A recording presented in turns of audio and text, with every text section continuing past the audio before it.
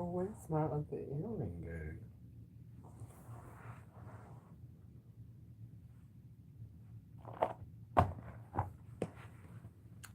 Girl, where's my other earring go?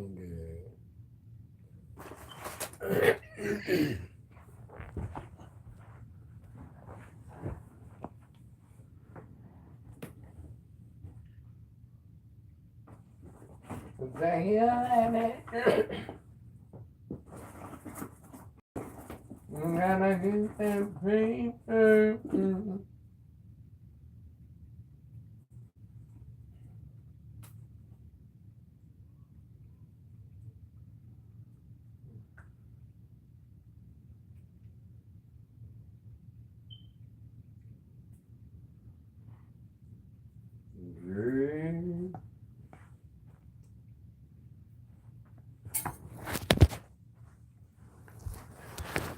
Yeah. So I said I wasn't gonna go live until Tuesday, but I realized I did say 72 hours, and I haven't went live since Friday, and today is Monday. So technically, it has been 72 hours. Now, I'm gonna be perfectly honest with you. I did go down a rabbit hole of sorts. I kept my word for the most part, because I did delete. I have not been on Facebook, and I have not been on Instagram since Friday. But I have been on YouTube.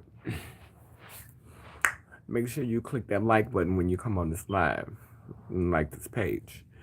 But anyway, I have been on YouTube, and I think what made me go on YouTube was Joe Biden deciding to drop out of the election. And so once I came on YouTube to watch the Joe Biden stuff that was going on, then I went into a rabbit hole with Storm and Tasha K, and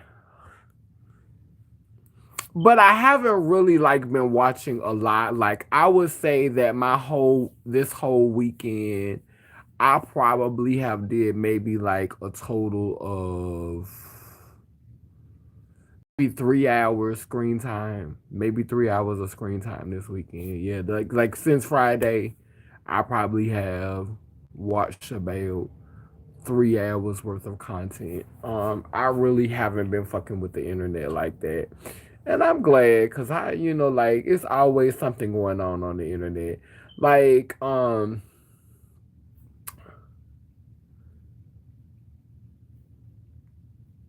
trying not to say this and be insensitive. Like when I take spaces in between my words, it's because I'm trying to be thoughtful of what I'm getting ready to say. Cause I was born in Louisiana. I was born in New Orleans, and I was raised in Bogalusa.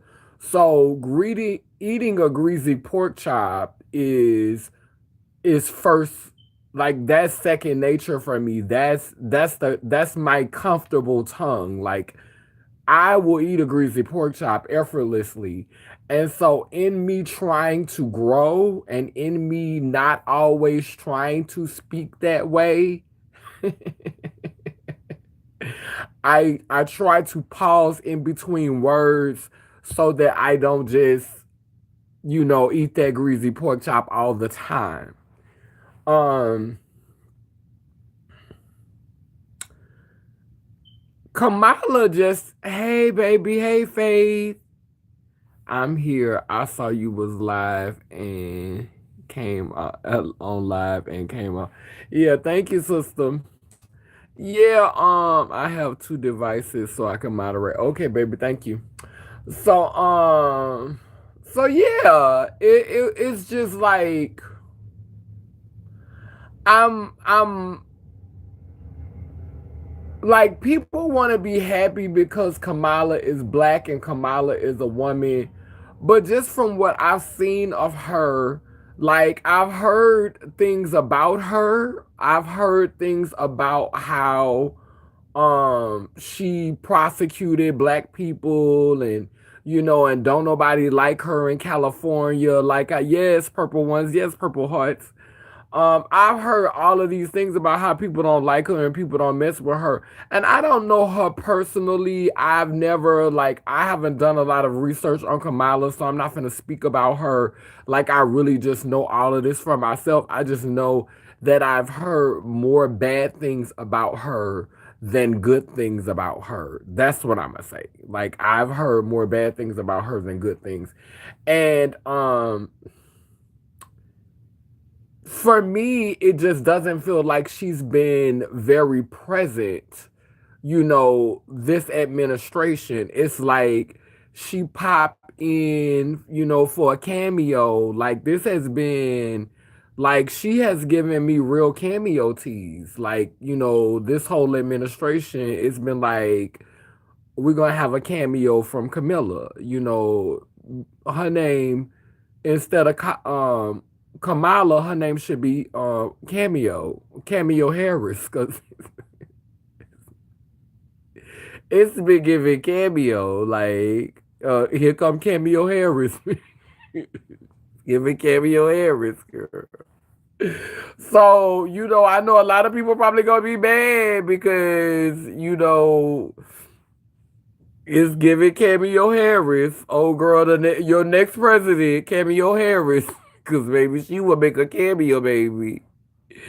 Cameo, okay. The Black Aaron. But, but, if Biden was just trying to give it to her, like, it was a better chance of him just getting reelected and then just handing it over to her. Like in the middle of his administration, just giving it to her.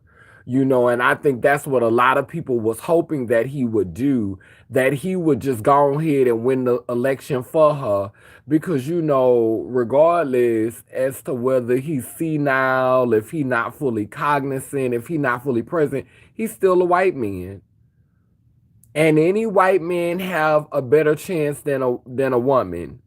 And then on top of that, she's a woman of color. Hey, Erin. She's a woman of color, so she have two strikes against her. She's a woman and she's a woman of color. Now, she is up against a convicted felon and a misogynist. But hey, America was founded by criminals and misogynists. America was founded by criminals and misogynists. This is why when people try to come for Donald Trump, and this is not me defending Donald Trump, by no means. Please do not take it as me defending Donald Trump.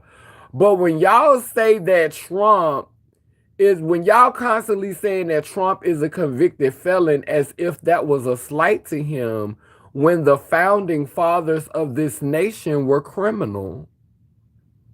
Like, we've always, okay, he was like I guess that's the part that makes it stick, that he's a convicted felon, but y'all been having criminals in office. Like, Donald Trump won't be the first criminal in office.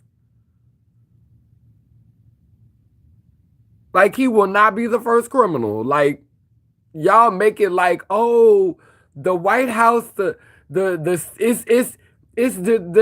presidential seat is deteriorating. It was never that. It was never what you thought it was. It started off with people that condoned slavery. It started off with men who didn't think that women should have the right to vote. That's how it started.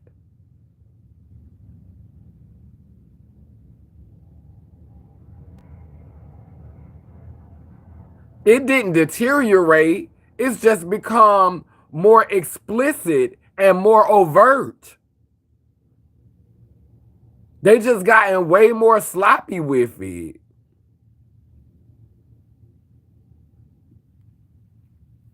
Way more sloppy with it. Way more sloppy. Like, he's in good company.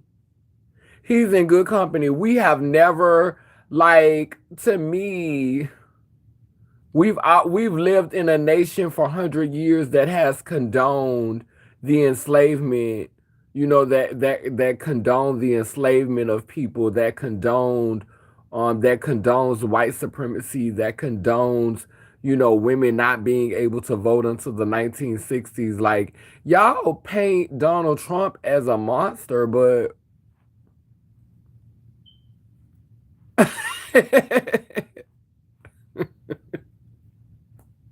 like, we had so many great choices before him. Like Nixon, let's talk about it. Roosevelt, let's talk about it. And Ronald Reagan, let's talk about it. Like, what? What? All of the Bushes. Like, like, I was in New Orleans for Katrina when Bush rode over New Orleans in a helicopter. You know what I'm saying? Like,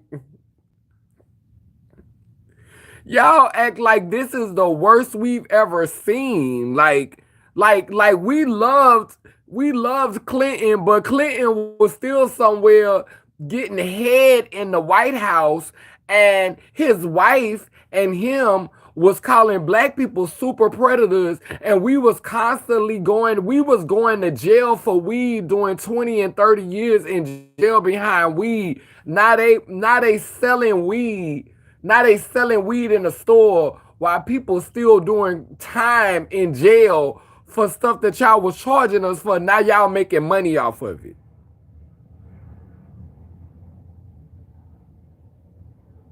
Now, because you got a blatant, explicit crook, a blatant, bold, explicit crook. No shame in my game, 10 toes down for my crookdom. Oh, I'm the crookiest of the crooks. Now that you have a blatant 10 toes down crook, you're feeling away. You're feeling away.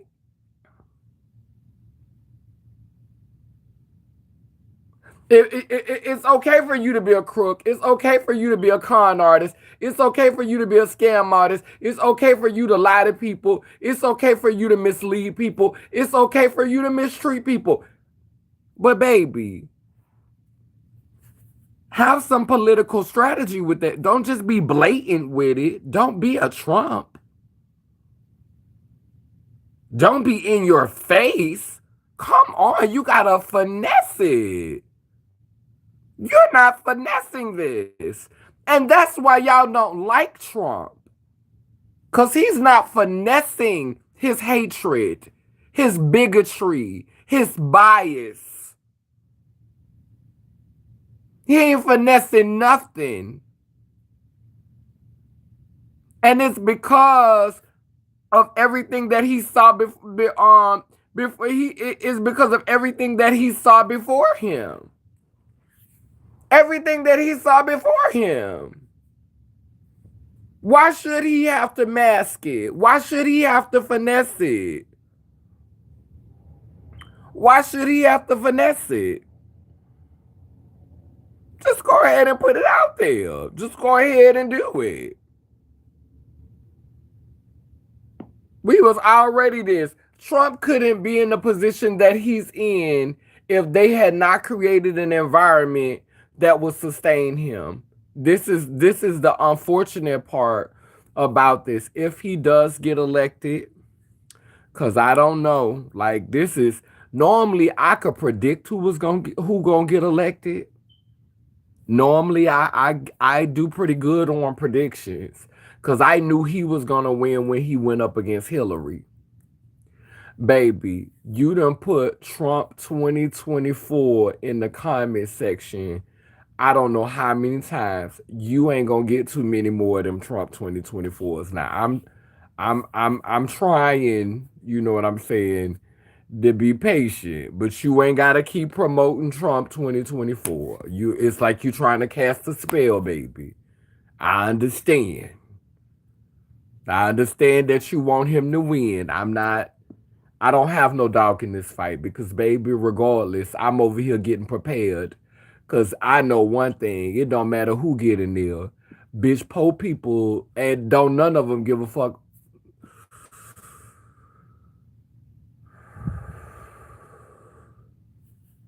A lot of them are not concerned about people who lack resources. A lot of these wealthy people are not concerned about people who lack resources. And so, regardless as to who steps into the White House, I'm going to be doing my due diligence of making sure that I'm preparing myself and I'm moving accordingly for who, no matter who takes office, because whoever takes office, that's when you start to listen within the first months they're in office.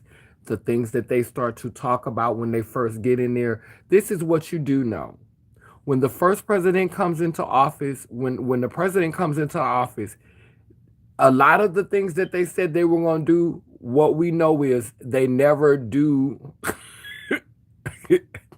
I had to catch myself. You saw me up. So what we know is is that they focus on one or two things. They all of the things that they said they was going to do, they never get all of them done. So it's a couple of things that they're going to focus on when they first get into office. You listen to what those things are and you prepare yourself accordingly. You listen to what those things are. Thank you. Thank you. You listen to what those things are, because whoever come in office in the first couple of months, they're going to let you know in their opening speech, in their acceptance speech. When Obama got into office, you knew that he was about to help the LGBT community because he was the first president to ever mention them in his opening speech. Listen to the opening speech. The opening speech is always going to let you know what they're going for first.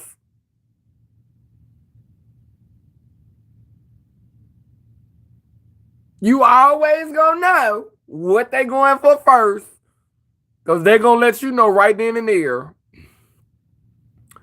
Why you never, baby? Is this the white girl asking me why I never get my hair or makeup done?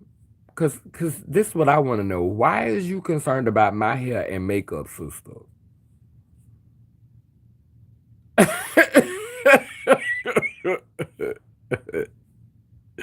Cause sister, I look, I be being patient with you, but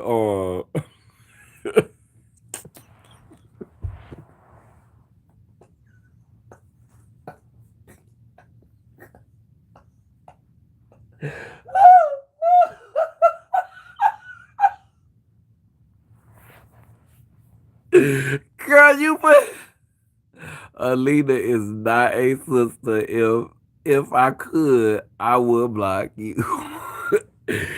Oh my goodness. I mean, she literally, that was the white trans girl. That was the white trans girl saying why you don't never get your hair and makeup done. And that's the reason why I don't do my fucking hair.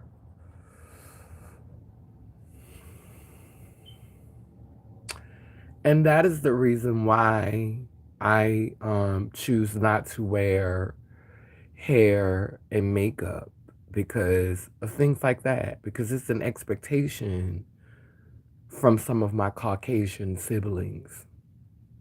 You know, my Caucasian siblings have an expectation of me. I guess I was supposed to put on a lace front and and contour my nose. If you if I look a little bit too much like a Negro for you, if my negritude is offending you, y'all click that like button. Make sure y'all click that like button. If my negritude is offending you, then please do yourself a favor and exit the live. If my melanin, if my wide nose, if my uncontoured nose and my lips and my skin that's, it's not highlighted enough for you, if my hair is a little too kinky for you, because we got Storm Monroe calling us niggas with the hard R. Storm Monroe said Nigger. Now, for me personally, I could be biased, but I think Miss Netta put her foot in her mouth. Yeah. I think Miss Netta put her foot in her mouth. I think Miss Netta, but Storm went to college. Storm Monroe went to college. So you have a background where you supposed to have a language where you don't have to, like, you didn't sound like a college graduate on that live, and it seemed to me like you're taking advantage of the fact that you're very light skinned and how your hair is, like, it is, you're taking advantage of your appearance and how you look, because we know you're black, but there's still some level of ambiguity as to whether you're mixed with a little Dominican or something like that. So there is some ambiguity going on up in here. But so we have a lot of self-hating black people. I'm not gonna jump on, I'm not gonna go in on T.S. Madison, but there's been some there's been some language. And so, with all of these melanated people, all of these black people out here using language that is very derogatory to people that look like us, to people that show up like us, is very important. So when a Caucasian trans person comes in my comment section and asks me why I don't never get my hair done or why I don't have any makeup on, it speaks to the mess that a lot of my black siblings have made running around in clown paint and dog hair for these saltines.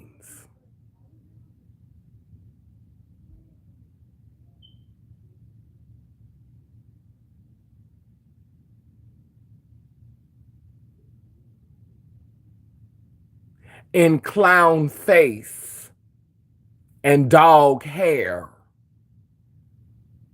for these saltines.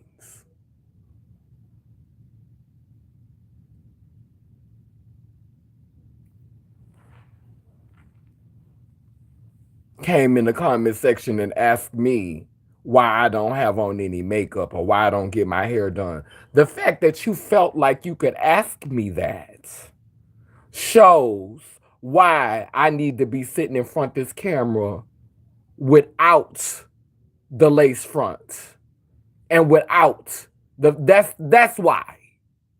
You answered your own question, sis. And that's not sis, that's sus. Cause you're sus as a mug.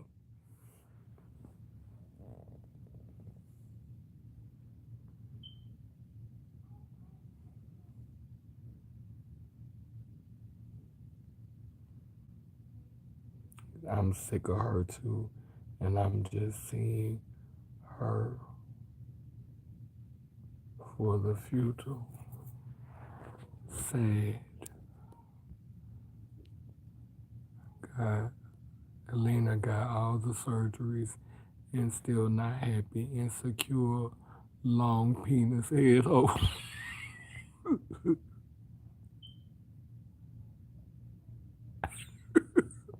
A time I will do.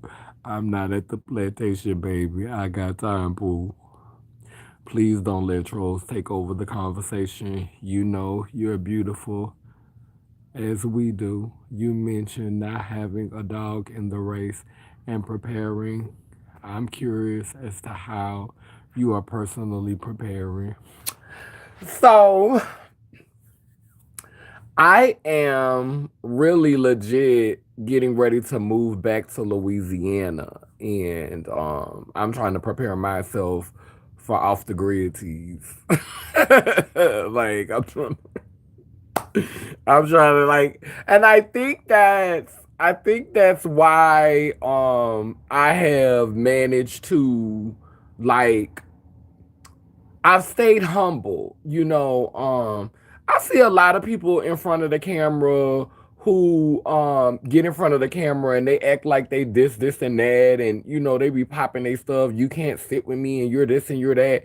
But like my cousin said, and my cousin was in the military, she said, in a minute, money not gonna matter, and I don't think it is. I don't think it is. I think there's about to be a lot of system crashes. I think there are going to be attacks, and I think there are going to be system crashes. And I think that a lot of people who have money, unless they have money that they have on them, like unless they have physical money that they have on them, if we're still valuing money, because who knows, something could happen with this election and the people could snap and we could be out there burning that stuff. You know, you this could go a lot of different ways. But as far as the money that's in the bank, I could see a lot of people getting scammed.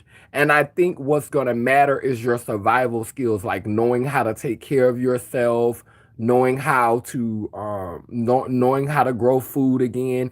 And they said that, you know, in America right now, we don't have no real seeds.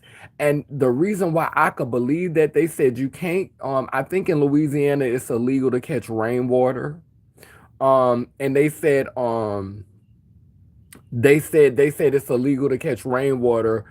And it's also like when I came back from Africa, I was trying to bring back certain fruits and they wouldn't let me because you know the seeds is real over there.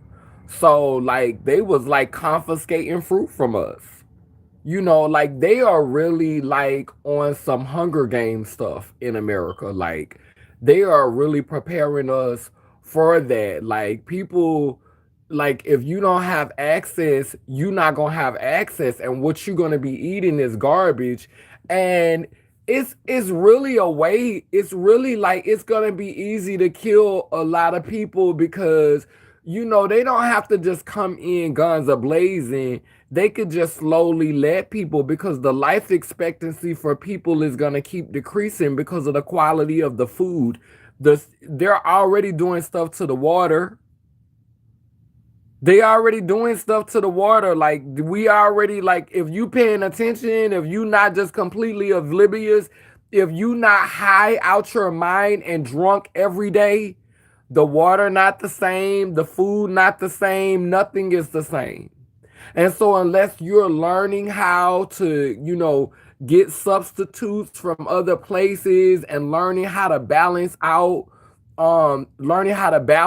certain things, your life, like the life expectancy is already gonna be short. What they gotta come in and just do a genocide for? What they gotta just go to killing people for? They giving the garbage, the food, the water, the environments that we are in, everything is becoming the way that it's being set up. People life expectancy, like, and it's gonna be just like how they do with when it come time to vote, how they do the gerrymandering and they change the lines so that they can make this territory bigger than this territory, and this area will get more votes. That's the same thing that they're doing with the people. They're going to change the parish lines and all of that so that more people, like so that, and then they're going to put certain type of grocery stores in certain communities. Like if they see it for you and they think that y'all, you know, y'all some good worker bees, and we know y'all not gonna rebel, and we know y'all gonna follow orders, and y'all gonna do what y'all supposed to do, and we ain't really having no problems out of y'all. Okay, then we gonna put some decent food in y'all community. We gonna put some halfway edible stuff in y'all community.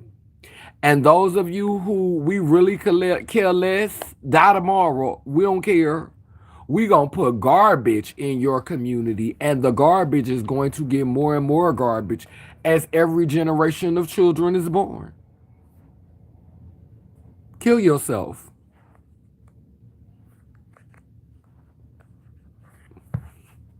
That's what's happening. Y'all talking about 2025. Somebody said something that made so much sense to me. They said, I'm not worried about 2025, worried about Donald Trump enacting 2025, because 2025 gonna happen regardless as to who in office. And that's the truth. Cause let me show y'all how they gonna set it up. If Trump don't win, the powers that be are going to make, if the Democratic Party get in office, because this will be the Democrats' second term. Now, mind you, the Republicans only had one term in the past damn near 20 years. Because Obama had 8 years before that. Now the Republicans got 4, and now the Democrats then got another 4. So you don't think the Republicans about to snap? You don't think the Republicans tired? You don't think they tired of all this Democrat stuff? So when the Democratic Party take office, whoever it is, they finna have a rough ride.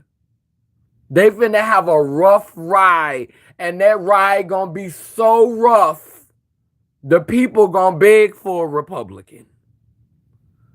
So y'all might be saying, no, we don't want Trump now. We don't want Trump now. But this how politics work. Because if the Republican Party is so desperate to have the White House that they made Donald Trump their front runner, that shows you how desperate they are. I'm not even heavy into politics, and I could see this. The Republicans are desperate. They are desperate to have that Oval Office. They're desperate. And if they don't get it this time, it's just going to make things worse for whoever the Democratic Party is. Because, baby, they drugged Joe Biden so bad, he can't even run again. They wore him out. They had his own party calling for him to step down. Baby, they wore that man out. They wore that man out. That man couldn't even do 4 more years. They wore him out. And you think that the next Democrat in there, baby, you better be, baby, Kamala. Now we know why you Cameo Harris.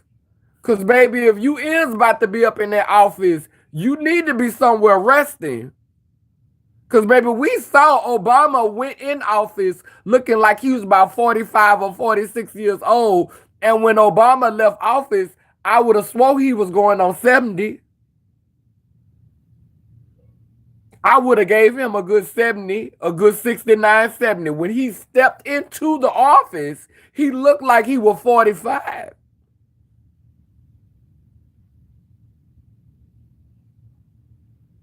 That's right, Cameo Harris. That's what I call a cameo. Cameo Harris, not Kamala, Cameo. Cameo Harris, because you're going to see her for about 2 minutes. 2 minutes and 2.2 seconds. She got a little time for you. She gonna Cameo Harris, that's her name. Cameo Harris 2020. Cause bitch, I've never like you really barely see this woman. In the whole 4 years, you barely see this. Hey baby, there go my daughter. You barely see this woman. You barely see her. Cameo Harris. And baby, they about to if she do get up in there, baby, mama better rest. Cause the Republicans gonna wear her out. They gonna wear her thin. They gonna make her learn it. They gonna make her earn it. Whoever going on the Democratic ticket, whoever going on the Democratic ticket, you have to understand that the Republicans have only had 4 years in the last 2 decades. They've only had 4 years in the last 2 decades. They tired of the Democrats. They tired of the Democrats. They tired of it. And so all that's gonna do is make them more relentless. They're gonna be trying to sabotage the Democratic Party the whole damn time they're in office. They're gonna be trying to sabotage them the whole damn time. And guess what? As soon as they get a chance to get in the office, all y'all doing is stalling. Project 2025 gonna happen. That's all y'all doing is stalling. They didn't stop until they overturned. Look how long it took them to overturn Roe versus Wade. They did it.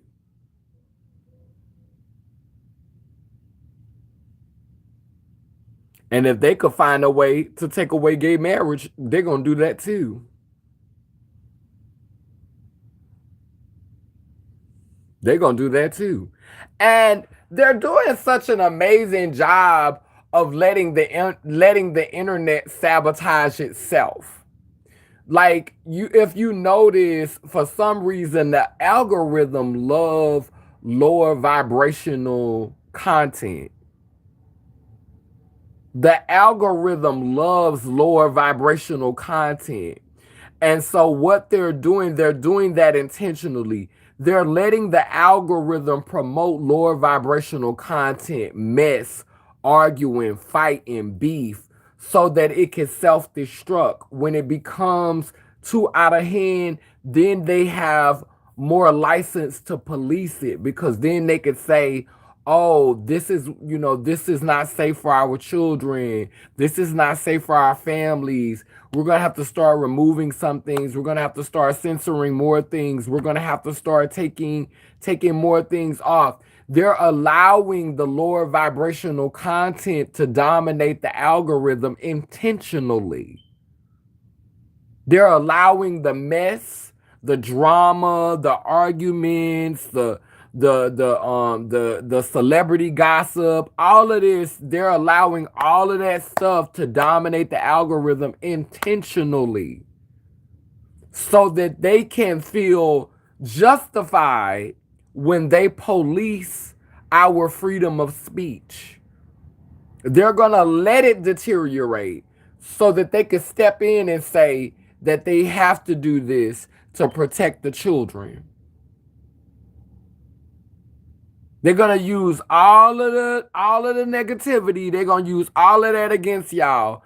And guess what? Y'all got a bag. Y'all got y'all money. But now you no longer have your freedom of speech, and neither do those coming behind you. Yeah. Yeah. It's continually dumbing the people down, and it's working. It's all about control. And this is chess. This is chess. This is chess.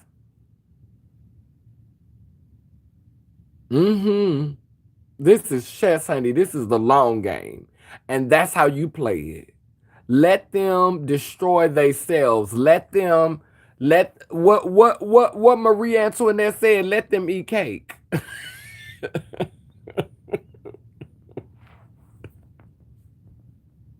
Let them do it to themselves. Do it to yourself. Get on the internet, cut up. Give all that you giving. Get your life. Have fun. Yes, yes. And then when it's time for them to step in, we are truly living in Orwellian times. Just read 1984. I'm gonna have to look into that, Orwellian times, because I'm telling you, people don't know. Like these next 4 years, I don't care who it is. Cause if they elect Kamala, Cameo Harris, if they elect her, the pressure that she's gonna feel to contend with all of these men, that's gonna be her Achilles heel. Either she's gonna allow herself to be completely puppeted by the industry, or she's gonna try to give big dick energy and she's gonna do some worse stuff than some of the men done. I don't see a positive side to this. I just don't. You know, people are saying the lesser of two evils. I don't see a positive side to this. I don't see a positive side. I don't see this working out well either way. I think that if Kamala gets elected, that's going to leave us vulnerable because how many countries around the world been having beef with America and will use this as their opportunity to attack our country simply because they're misogynist and bigots and sexist and they don't think that a woman should have power of America. All of the enemies that have been wanting to attack America, this'll be the time where they feel like, hey, look at America. They have a woman. They have a woman in this seat now. And now she gotta prove she ain't weak. Now she gotta prove she ain't soft. So she gotta act harder than the men. I don't see this. I don't see this working out. I don't see no I just don't see. I don't see the positive side. I'm trying, but I don't. I'll be sitting right here waiting to see what they're gonna throw on the wild right, and I'm gonna be out there in the woods, out there in the trees, because I don't need to be on the internet when all of this stuff start happening. Like I just want to put my phone up, because baby, it's about to be so many psychic attacks, and they about to be making up diseases and all of that. Let me tell you something. With COVID, people now like even Joe Biden saying that he had COVID. I never had COVID and I never want to experience COVID. I never had it and I don't want to experience it. I don't, And let me tell you something. When I came back from Africa, I went through, I went through 6 different airports and rode 5 different airplanes. I was not on my medication, had not been on my medication in 9 months. My immune system was totally compromised. And sweetheart, I came home to a nasty house because I was living with a roommate and they was in there they was getting full. The toilet was nasty. It was backed up with poo, and when I tell you, it was nasty. I wrote a song called "Be Nasty" in this BITCH. I'm really trying not to cuss tonight, y'all. But I wrote that song, and I still didn't have I took the vaccine. I went and took the vaccine. I took the vaccine a year later. I took the vaccine, I think, I took the vaccine in the end of 2021. Like around October or November of 2021. And the reason why I took the vaccine is because I wanted a job. And the job that we were on, you had a choice. The choice was you could take the vaccine. You had to take a COVID test every week. They had to stick that Q-tip up your nose every week, or you just take the vaccine. Child, I took the vaccine because my thing is this. With the vaccine, I know me. I could go on a fast, go on a diet, take me some tinctures, take me some herbs, and flush that out of me. I know me. I know what I'm about to give. I'm about to be drinking all kind of teas, all kind of herbs. I'm about to go on a vegetable diet. Uh, I'm about to work that girl up out of me. But every week y'all sticking this thing up my nose, swabbing my nose. I don't know what's on this Q-tip. I don't know what's on this thing y'all sticking up my nose. You know I don't trust y'all like that. Let me just go ahead and take these little 2 shots.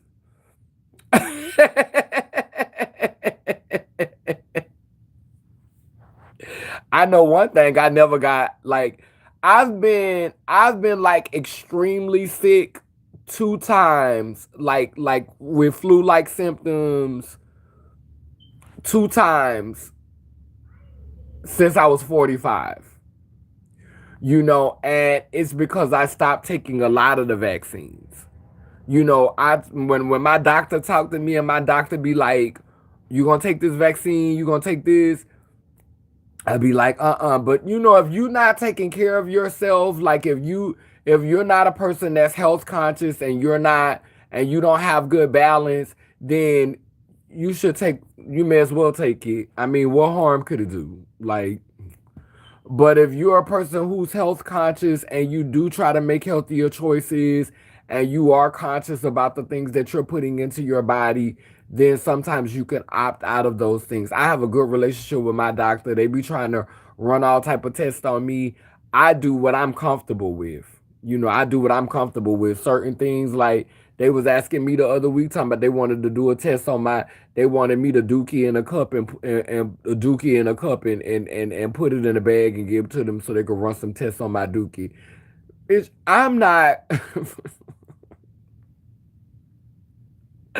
I am not going home dookieing in a cup. Now, don't get me wrong. I've done some rituals that require some feces and some urine. That's for my own personal work.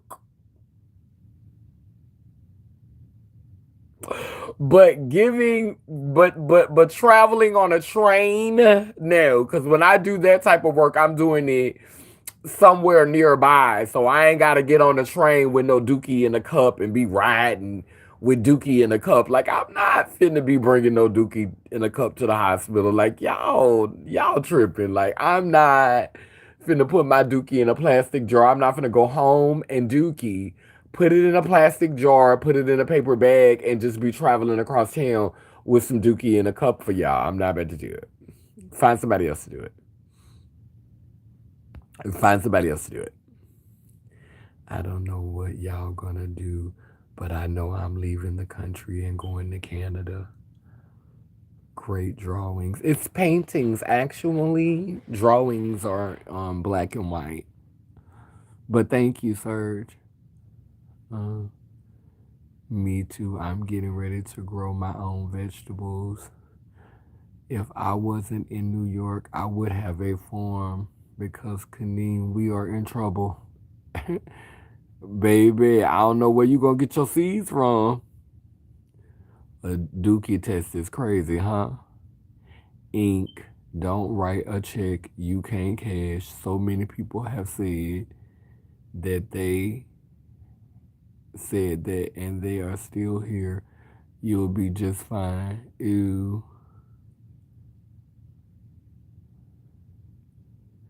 Yeah, I mean, I think we're gonna be fine. You just have to be prepared. Yeah, you just have to be prepared. Literally, make sure y'all click that like button. Thank you. Like and share and subscribe. But yeah, like, I think this is why we need to work on not being divided. I think that's the most important thing.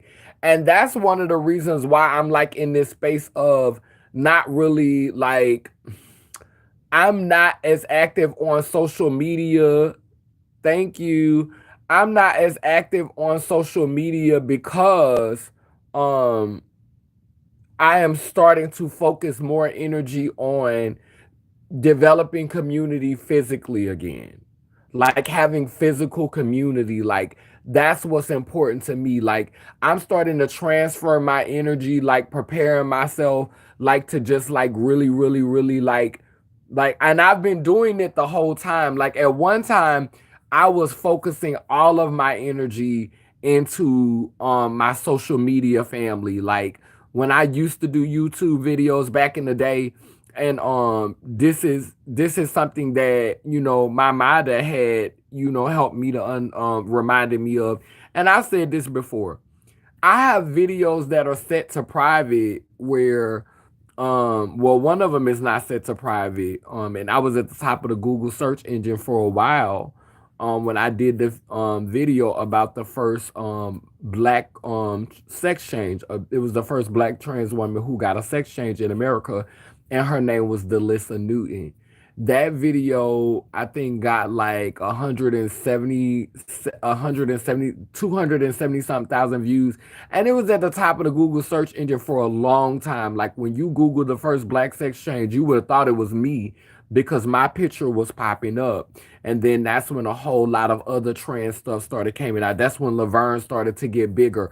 But before Laverne was even on the tipping point, I had a viral video that was at the top of the Google search engine with 200 and something thousand views. And this was back in 2011, maybe 2011. It was at the top of the Google search engine for a minute. Then I did another video when I broke up with my ex, and that video got like 200 and somewhere between 240 to 280,000 views. Now that one is set to private, out of respect for him. A lot of my more viral videos are set to private. But I was doing, like, I had viral videos in 2010, in 2011, in 2012. I was creating viral content. And then I left from YouTube for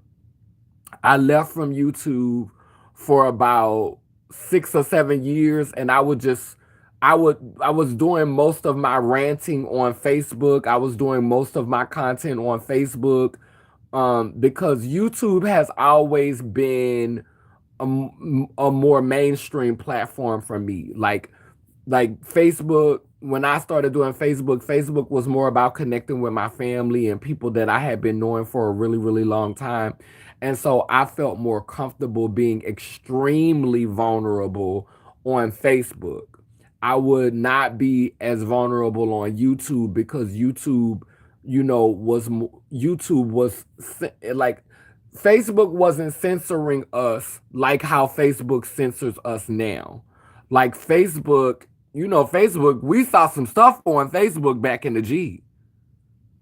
Baby, I done seen some stuff on Facebook. I done seen a man with his penis inside of a snake.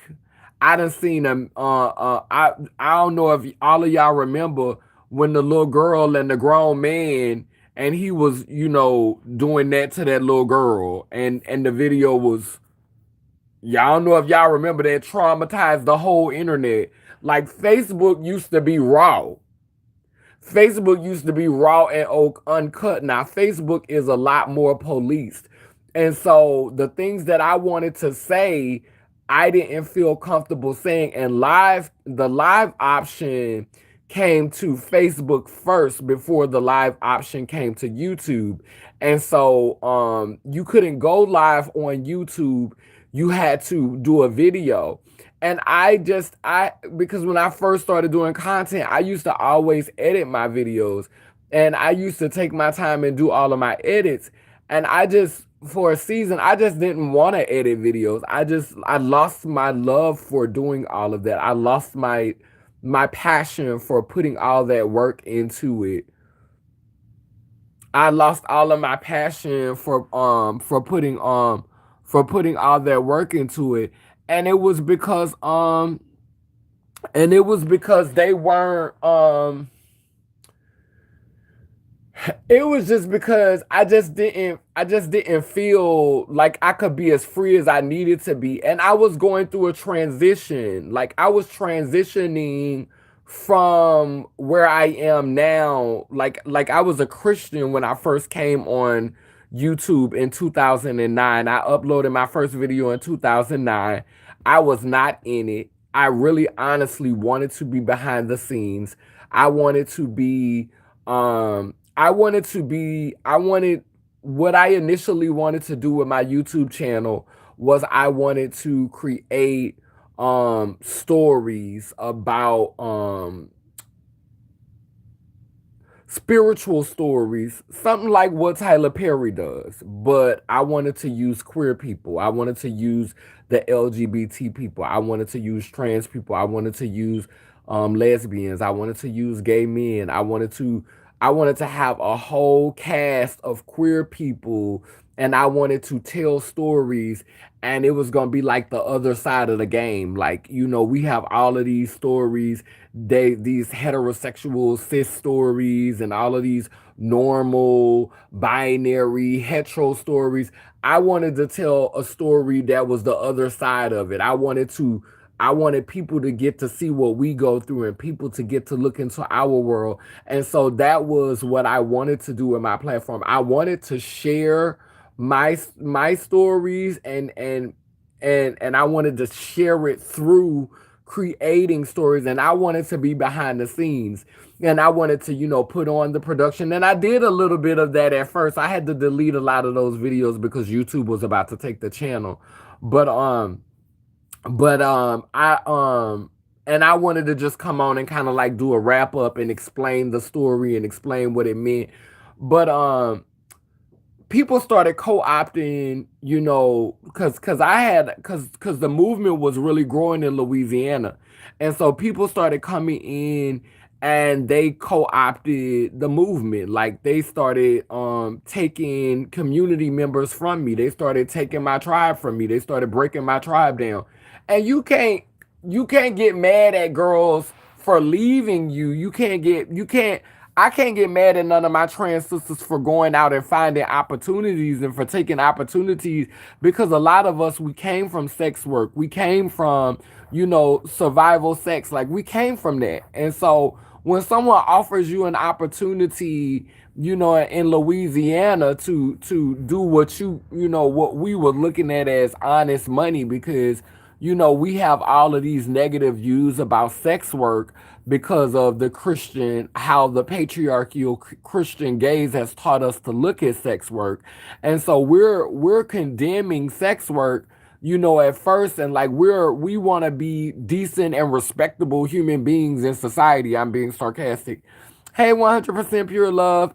We want to be decent, respectable human beings in society. So we're trying to move away from sex work, because this is what we've been brainwashed to believe, that we're dirty and that we're wrong and that we're abominations and that we're ashamed, and I'm so mad because I remember, like, back in the G, I used to love telling stories about, girls who did sex work and girls who was prostitutes.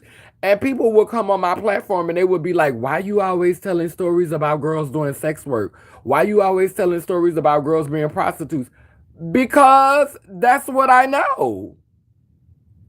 Because that's what I come from. Because that's my story. And now you look and they got Kokomo City and all of these movies that's then came out about the girls, and it's all prostitution stories, and it's like these girls out here getting a bag now telling prostitution stories, and I let the community shame me out of telling what I knew. Like I could have already, what I'm saying, had came up and been able to sustain myself, and then I would have been able to do the work and the art. I would have had a greater capacity to do the story, but I didn't because I was so busy, like, trying not to look like I was exploiting the community, trying not to feel like I was exploiting the community. You know what I'm saying? But then the girls will leave you and go and let other people exploit them. And that's what I don't understand about some of my people. Like we'll wet each other out and say, "Oh, you're exploiting people. Why you trying to exploit us out? Why you trying to exploit us?" And then you'll go up on the plantation and let massa exploit you.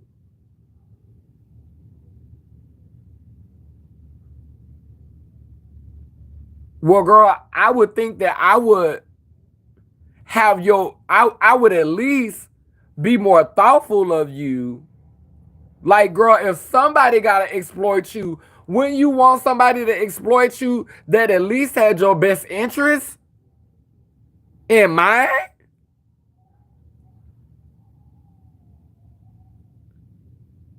I'm just saying. Like, if you gonna be exploited anyway, I would rather let somebody exploit me who's going to be more sensitive to me and see me as a human being and actually legitimately have some respect for me and gonna try to do it in a way that allows me to keep some of my dignity.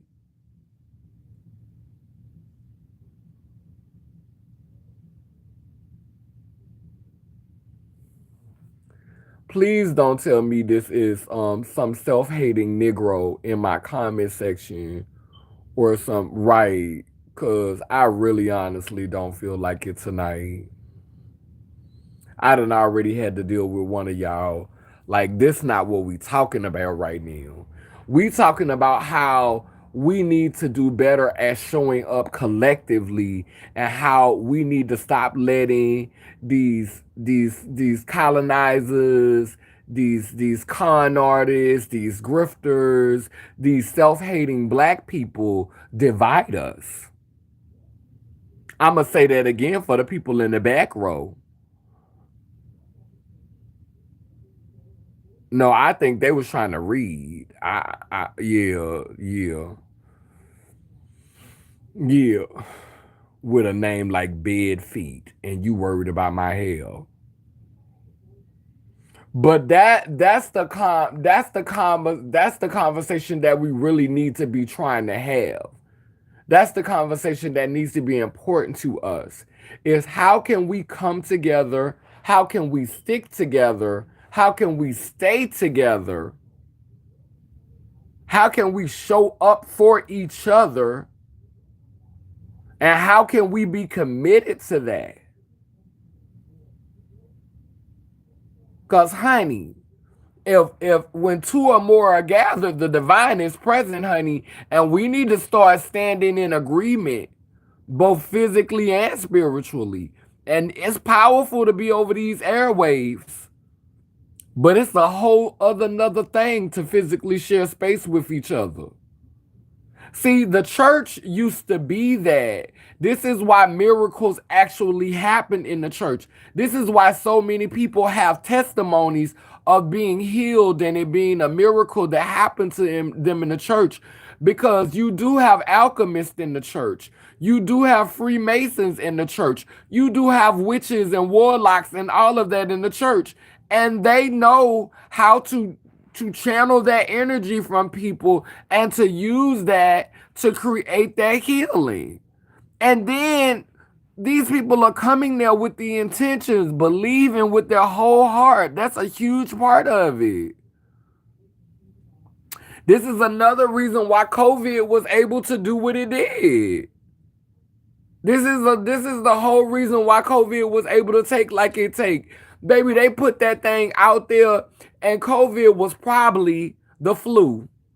But baby, after them warlocks and them Freemasons and them witches had did they rituals and got together and said it's gonna have these symptoms and it's gonna do this and that and it's gonna do this and that, and they put it on TV and they kept putting it in your face. Stay inside and save lives. Stay inside and save lives. So and so died of this. So and so died of that. This is killing people. Da da da da. They kept casting that spell and casting that spell and casting that spell.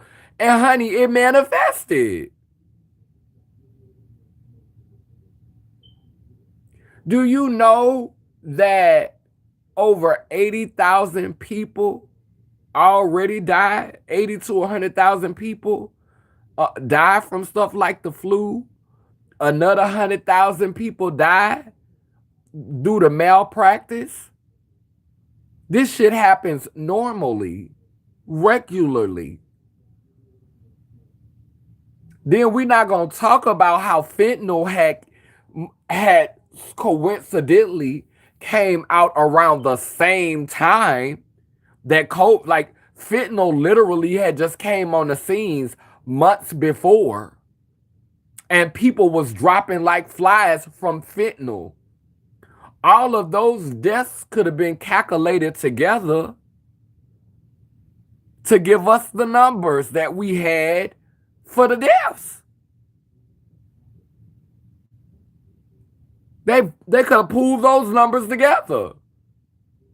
And you giving people concrete data that's telling them that hundreds of thousands of people are dying. How long do you think it takes for someone to manifest and to go into a psychosis and to become delusional and to literally manufacture their own sickness?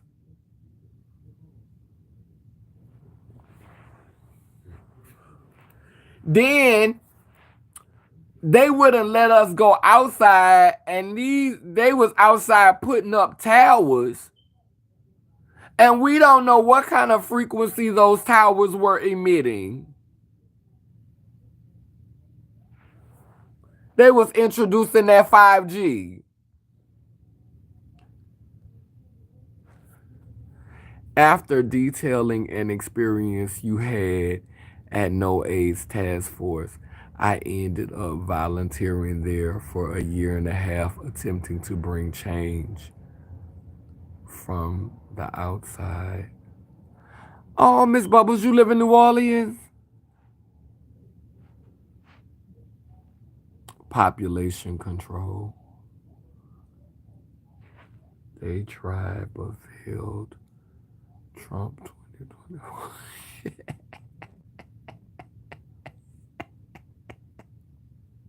Y'all is not having it tonight.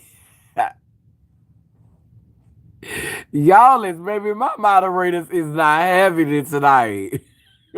Y'all is not having it. Y'all is not having it tonight, baby. Cause baby, you missed it earlier 100% pure love. They had one. He kept Trump 2024, Trump 2024, Trump 2024, Trump 2024. And it's like, I don't have no dog in this fight. Like I don't see a positive side to this. I don't think that I just don't. Like I think that Project 2025 is still gonna happen. It's just gonna be delayed. You know, y'all putting off the inevitable in my mind, and I personally feel like it's still happening anyway. It's still underway. You know what I'm saying? This fear mongering is just about delay. Oh, we gonna make y'all think, if you put Trump in there, then it's gonna happen tomorrow. Trump ain't coming into the office trying to put out 2025. Trump gonna come in the office trying first. I think what he's gonna do first is he gonna attack the trans community, because the trans community is the most vulnerable community. I do think that he's gonna attack trans rights. And this is why I tell the girls, if it's some kind of procedure that you're trying to get done, I don't promote, girls going to get things done, because baby, it's three parts to that. The surgeries. It's our mind, it's our ancestors, and it's the healthcare. It's the state of consciousness we're in, how we feel about the process. All of that goes into it. And so I don't know where another girl head is. I don't know where your heart is. I don't know where your thoughts at. I don't know how old you are. I don't know how ready you are for the process. And that's why I don't promote it. But I have been saying this. If it's a procedure that you're trying to get done, bitch, now would have been the time. Because if Trump get in there, Trump coming for the trans people first, because we're the most vulnerable. He don't need our vote.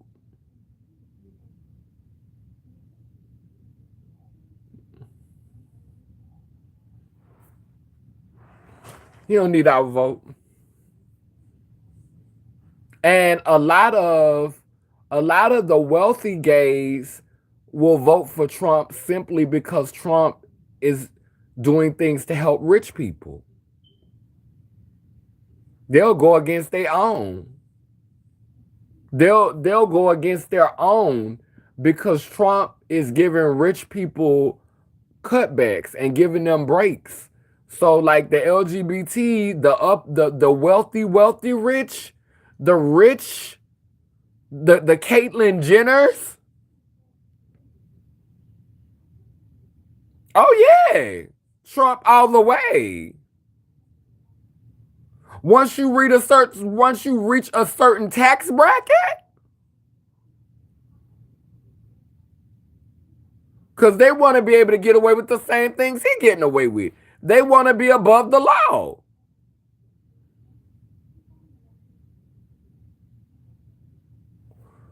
Honey, when it get into a certain tax bracket, it's like it's like Steve Harvey told Monique, this ain't black and white.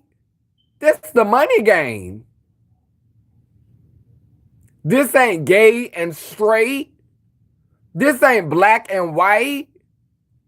When you get to a certain tax bracket, it's just about the money. It's about the access. It's about the power. It's about the resource.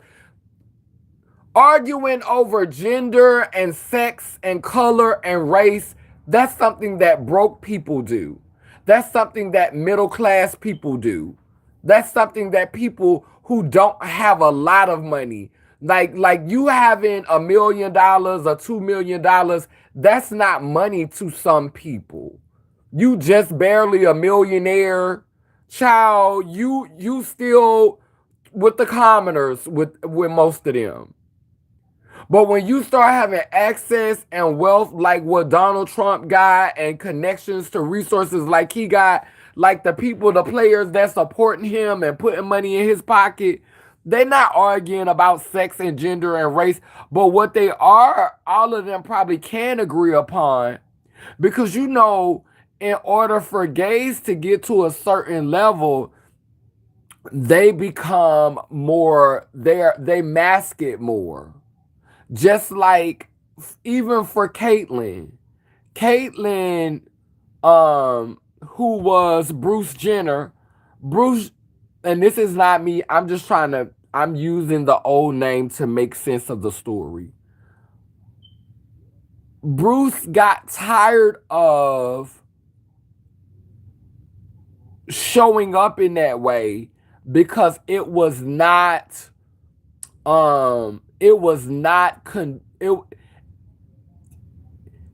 looking like a sissy. And so he had to transition, or he had to transition to her to become more, to blend in, because sometimes you'll cause more attention as a feminine looking man than you would as a not so stunning woman, but still you put some effort into looking like a woman. So, Caitlyn is old, and when you get old, everybody's features start to get a little hard looking. When you get old, you start to wrinkle, you start to get a little hard looking. Males and females and everything in between, we all start to, look a little butch when we get old. You know what I'm saying? Get that old hard face. Females, when they get to a certain age, their voice get deeper and they start growing facial hair. If they don't go and get it waxed and try to get it, the testosterone levels increase in females. And so Caitlyn don't look a fool, you know what I'm saying? But before the transition, it was giving you queen. It was queenie. And so now, believe it or not, Caitlyn is more digestible now. I think they would rather see you attempt to blend in as a woman than just be an extremely feminine man. Just be an extremely feminine looking man. Like you do what you got to do to blend in.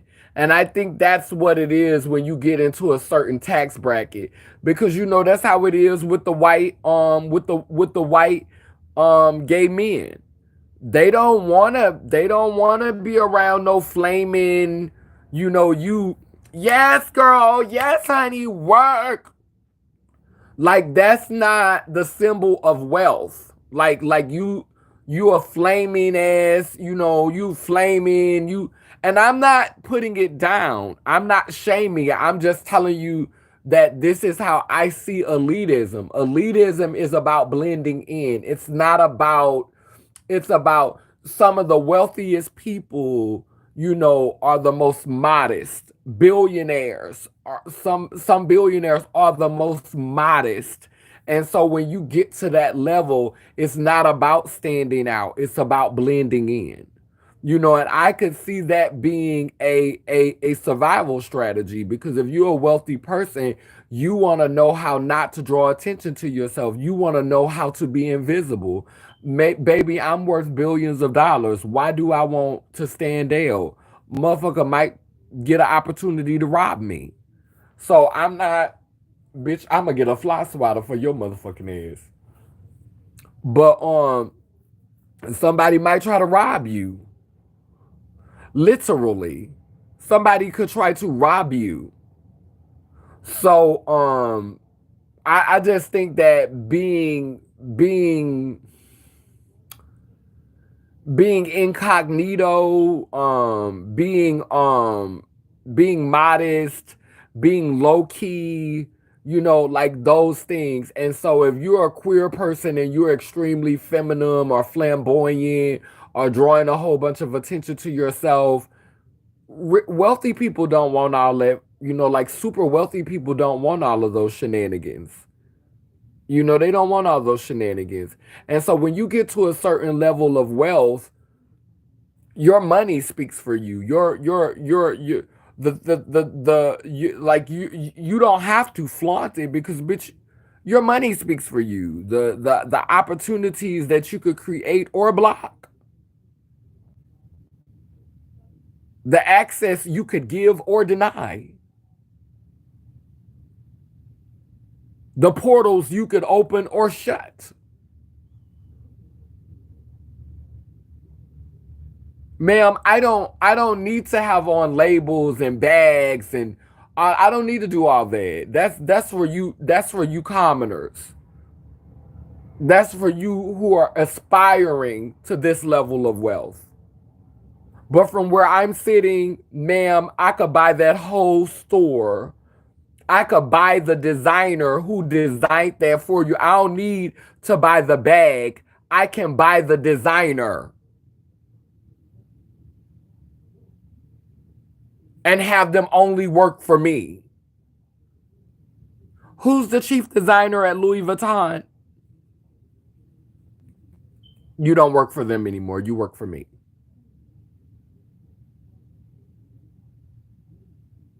Who's the chief designer at Prada? You don't work for them anymore. You work for me. I'm going to fund you to create another brand. And to show you how grand I am, I'm not going to even wear it. But I'm going to get y'all to spend $1,000 on it.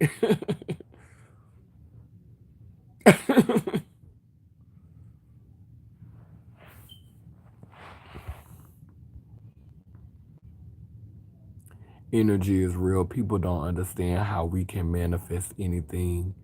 And that's why we must be extremely careful what we allow to come in our space. Your discernment is strong. And it is. I pay attention to a lot of things, and I'm just looking at a lot of these internet bloggers who moving like crash dummies. Child, did y'all clock? Is it just me? But go. I need one of my moderators to go over to Armand Wiggins' page and tell me, did Armand Wiggins not delete that video that he did about Tasha K?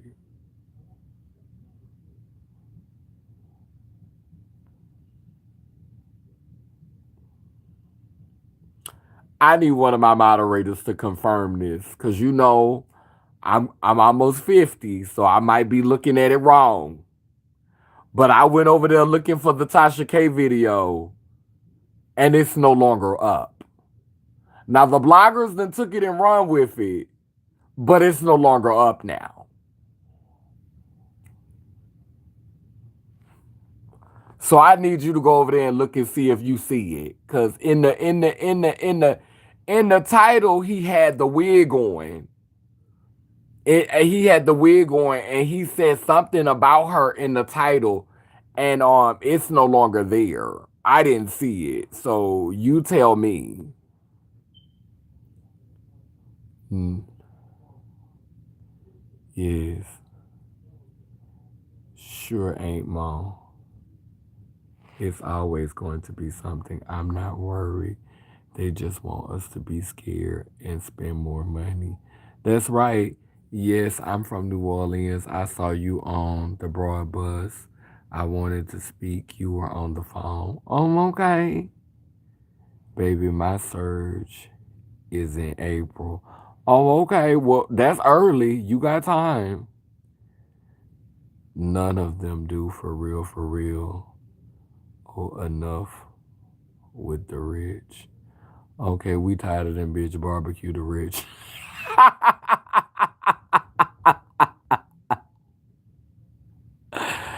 uh, the more wealth you amass, the more you must fall in line to maintain it, right?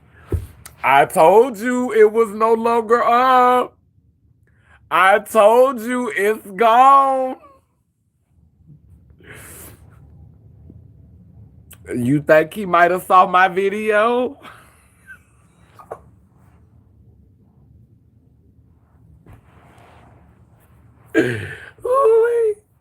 And Post Storm just went out there on that ledge and was piggybacking off of the Armand Wiggins video, and Armand done deleted it because Armand do not want to be associated with our lad.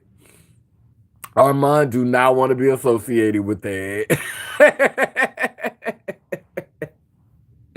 And let me tell you something. I don't really follow like conscious TV. Like you would think, and this is not me reading conscious TV. This is just me saying my opinion. I had subscribed to them for a little while. Right. I had subscribed to them for a little while. Conscious TV, the one who be having the rainbow hair in his profile. I had subscribed to him, but then when I started listening to the content, I was like, this is not really giving me conscious though. Like this is giving me very lower vibrational. Like and I was listening to Stevie Sean Davy Wade. Like I was watching Sean Davy Wade content today. Cause you know, it tells me who like the people that subscribe to me, it tells me who they listen to. And so you get to see in the section who most of my subscribers listen to. And so you know some of them pop up. And I listened to Sean Davy Wade today. Now Sean is funny. Like Sean is reading Storm. Sean been wearing Storm out. And I never really cared for Storm Monroe. Like I never Storm Monroe give me, and I think Sean's assessment of Storm is accurate because Storm like Storm was saying, you know, the N word with the ER, and Storm have always given me like you just took people's personalities and you copy them. I get very much Kaya energy from you. You give me like this male version of Kaya. And now that I know that, you know, I didn't I think I should have remembered that you were groomed by Tasha K. So now your platform makes sense. And for you to be sitting up there reading Tasha K now when Tasha K gave you a start, it really just does look ungrateful. And I may not agree with, you know, the method of how they be wearing each other out, and how hard they be reading each other. Like Storm, just like I'm like, you went to college and this the read that you had. Like you just came, like he started out because he responded to Sean Davy Wade for what Sean Davy Wade said about him.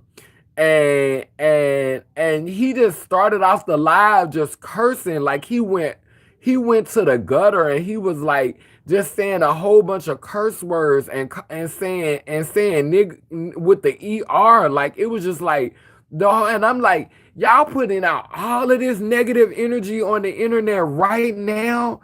And like literally the president Biden just dropped out of the election. Like literally the election is August, October, September, the election.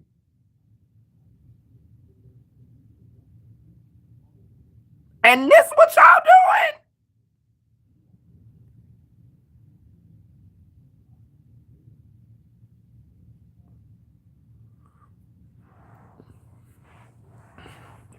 And everything is connected. This is why when people say, why you talking about that stuff? Because it's all connected. As above, so below, as within, so without. It's all related.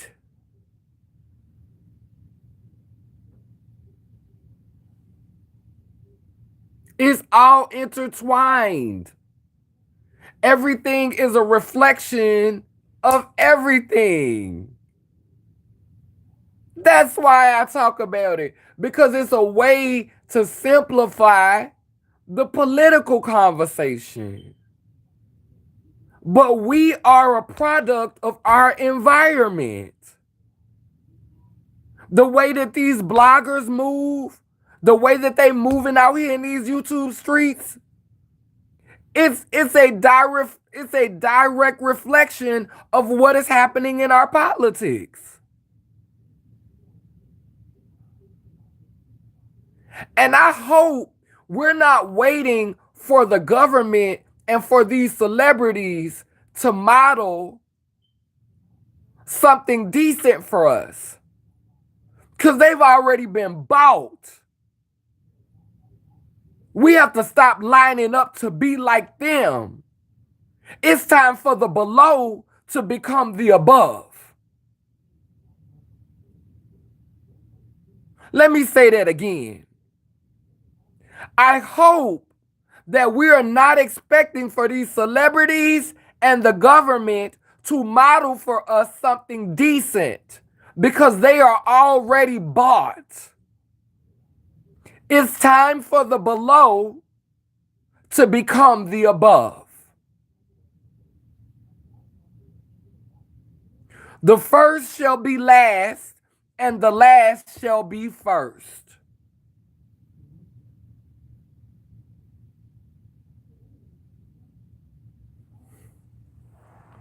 Because, sweetheart, they're not about to model it for you. Stop standing in line to be like them and start showing them how to be.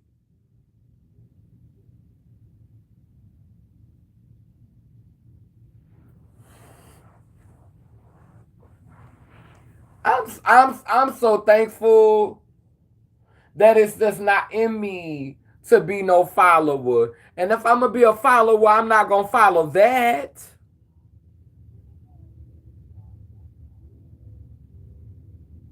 What are you modeling? What are you showing me? What can I learn from you? What can you teach me? Nothing.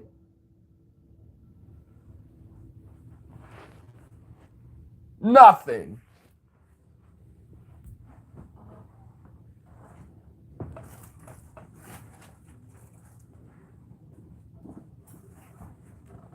I started to get into scrapbooking because I think that YouTube is going I think that Facebook, when they take Facebook from us, so I want to have my scrapbook. So I started to like save like little pictures that I love just in case they take that shit from us. Like I've started to like save my important pictures.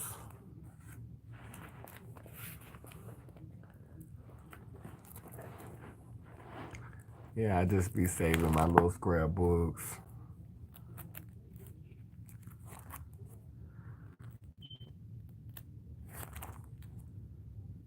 This was Halloween in New York. Halloween in New York. I think that my first Halloween. This might have been my first Pride in New York, I think.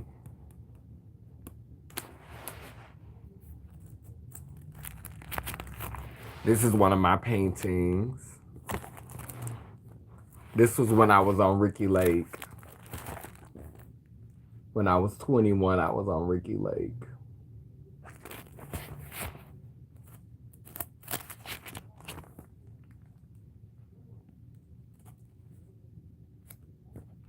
This was taken in Africa. And this was the first time I was in a play that I helped to write, that we actually did, like, you know, in a big space. Like I had did that play. Cause I mean, I painted this while I was in Africa. This was the first piece that I sold while I was in Africa. Nelson Mandela. This is me when I feel like wearing the lace fronts and the wigs. Go ahead, girl. Go ahead with the lace front and the wig, girl.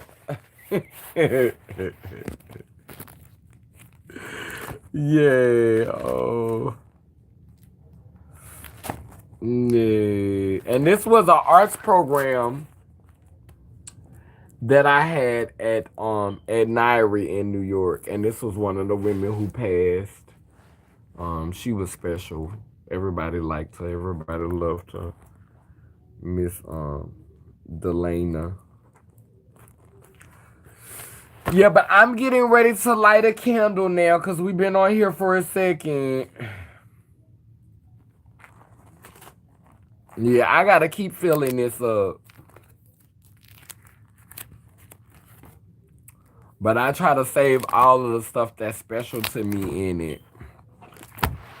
I want to read. Go ahead, girl. A nasty lace, okay?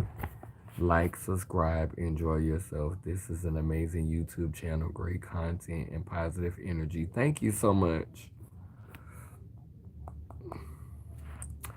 I'm trying to see if I could find a poem to read before we close out, because I want to start sharing more of my art. Oh, let me read from my book.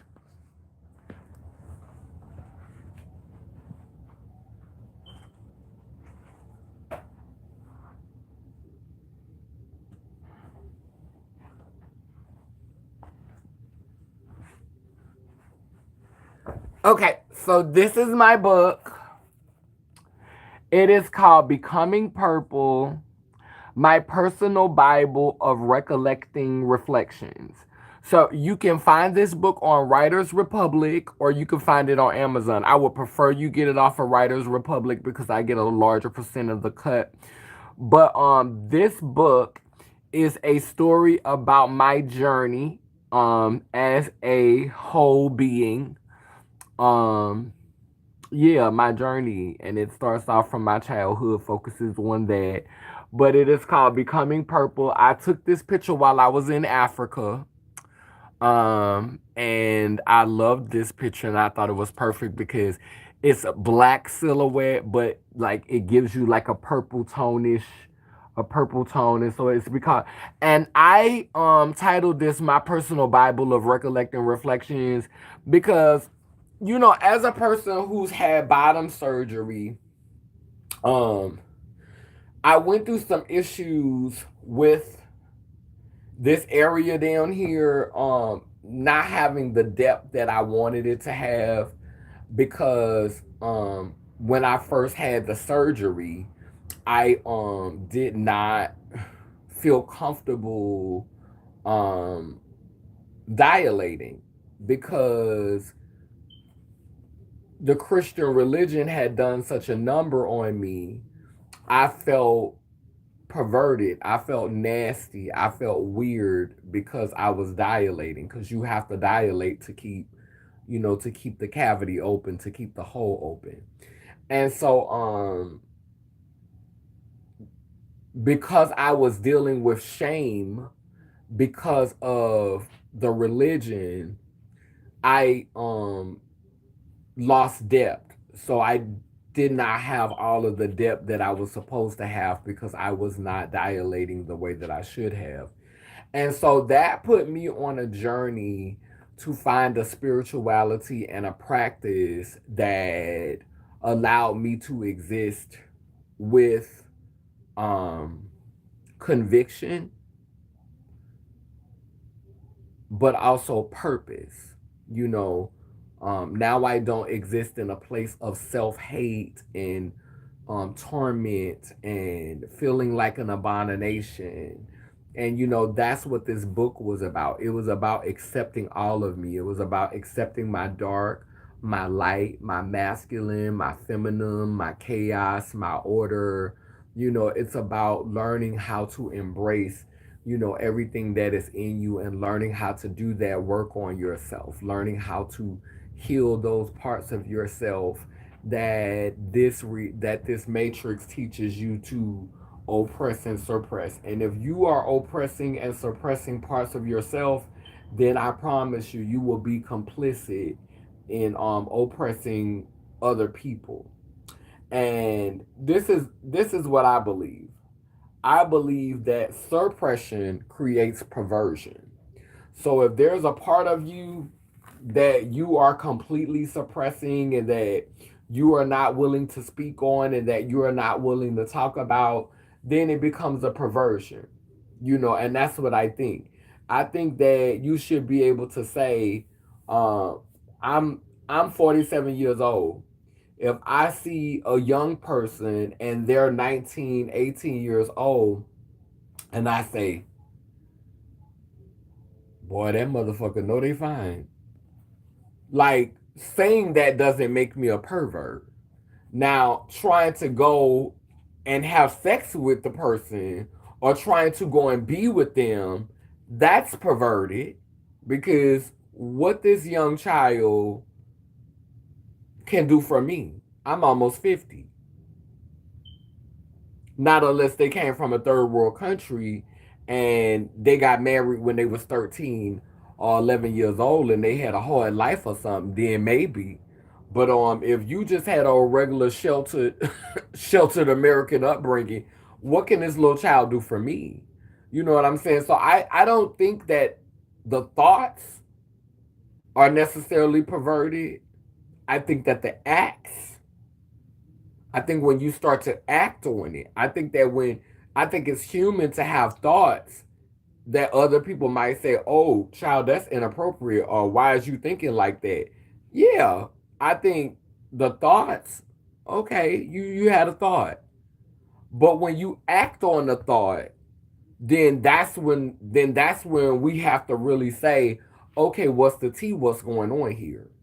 And so this, like being able to be vulnerable and to share what's going on with me, and to be honest about, just to be, I was very vulnerable in this book, and I shared a lot in this book. And I think that this book will be healing for people who are ready to do that, like, exploratory work of themselves. So I'm going to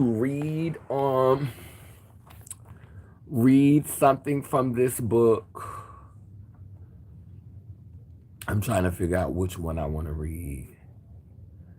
Oh, we so much stuff I could read. I could read a story, or I could read one of the chapters, or I could read. Oh, I'm gonna read God Can Need My for this. I love that. I'm gonna read God Can Need My for this. Oh no, I'm gonna read Hattie Lee. I'm gonna read. So I read this at Spelman. So y'all is getting a real treat. Now, the last time I read this, I got paid $600. So, if you want to send me a super chat for $5, you'll get it for the low low. Let me stop. I'm kidding. But if you do want to send me a super chat, you can. I totally will take a super chat. But just because I'm in a good mood, I'm gonna read it. So it's called Hattie Lee. It's called Hattie Lee.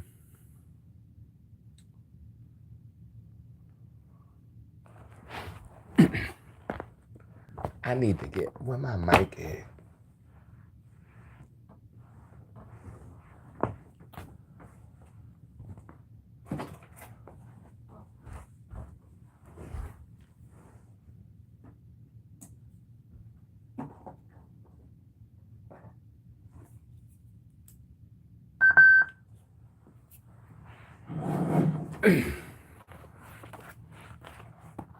I feel like I need to sit up.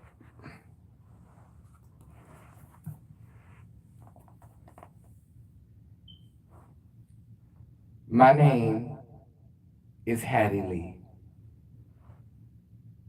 Wait. My name is Hattie. Hattie Lee, to be precise. To be honest with you, I spend most times in the realms of my mind than I do in this world. Some folks think I got some side of dementia or Alzheimer's. I don't want to use this mic. Let me cut this mic off. Because it feels like it's giving me an echo. Let me start over. My name is Hattie. Hattie Lee, to be precise. To be honest with you, I spend more times in the realms of my mind than I do in this world these days. Some folks think I got some sort of dementia or Alzheimer's. But frankly, it's just some things I'd rather forget. I often vision myself much younger, almost in my prime, hair thick and lush, swept up by the winds of change, standing on the edge of endless possibilities. I imagine myself draped in boundless colors, flowing from me like a tapestry. And I'm connected to the earth and the cosmos, for I am the gate, the portal, the bridge. I am the in-between that causes them all to collide. As I think of this, I am overjoyed because I know I'm looking at my future and also my past. I am connected to all things. I am one with nature. But when I think about the wants of this earthly vessel, this bubbling brown melanin kissed by the southern sun, dipped in sweet Louisiana heat, my flesh is warmed over by the desire for touch. And I please myself with best intentions. Yes, honey, I'm unashamed of my sexuality and the power that it wields. Though I still possess a great yearning and want, passion for the touch of a man, I feel it is important to strive, love, and care for myself in the same way I would allow him to. I understand now that love is both sweet and sour, hard and soft. And hate, well, that's just love with a whole lot of the parts missing. When I first arrived here via my own mother's womb, coming of age, I had a shame for my complexion because the law of the land decreed that I was last because I was a girl. Then, as a woman with this complexion, it seemed very hard for me. I was stripped of my sovereignty. I was stripped of my faith, my foundation, my spirituality. It was like they took my essence, and having to raise a mess of children and take care of a household, it was like they took right smart of the fight I had in me right along with it. I couldn't leave anything to chance. My whole family was in need of my care. I often have visions of a time when the community or the village, as I like to call it, stuck together, and not so much responsibility fell on the one, but it was split equally amongst the many according to their gifts. But now we just so divided. And I'll be honest, I've played my part in that as well. I reckon that folk warring against each other was part of the plan, though. But if you just keep living on this side, you'll learn better before you leave here. Hopefully you will, at least. Still, in the fondest, most peaceful corners of my mind, I see a gathering around the fire. Beings calling down the rain as we dance until we're breathless underneath the radiant sun. Meanwhile, in my reality, being quite different, it was very challenging to be a black woman. A woman with skin as rich as the darkest soil. You know, they say that's where the sweetest fruit grows from. We were used up as workers inside the church, in the industry, the government, and every facet of business in the land. And they give us very little credit unless we sell off everything but our names. And most times, the name was given to us by the ones we belong to. The ones that stripped us of our sovereignty in the first place. That's why I like to escape through my visions. I was visioning a child coming to save us, and somehow I thought wasn't going to look nothing like me. I had bought into the idea that my worth wasn't much. So when my grandchild was born unto us a son, came here and chose to walk in my footsteps, I told him plainly, you could be gay, but don't be a woman. Because I knew life was going to be hard enough for him with that skin alone. But my child turned out to be beautiful, like an angel. I also live in him, and he is actually a she like me. Funny thing is, he could be found in the word she, but not pay attention, because it don't work none the other way around. My grandchild, who I thought was so shameful, is actually a blessing and my redeemer. The shame I felt for my grandchild was a shame I had been feeling for myself. The hate I was projecting onto him, I was actually feeling towards myself from being last, ignored, skipped over, passed up, and silenced because I wasn't a man. And lo and behold, here comes my grandchild, born into a privilege that they didn't even want. My grandchild wanted nothing more than to be just like me.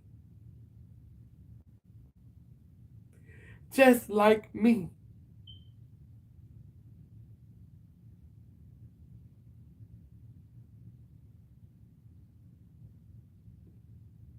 I couldn't even fathom it at the time.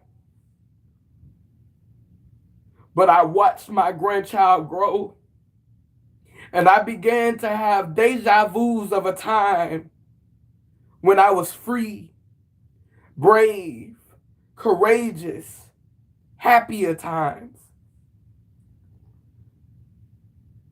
I go inside myself and start healing some things.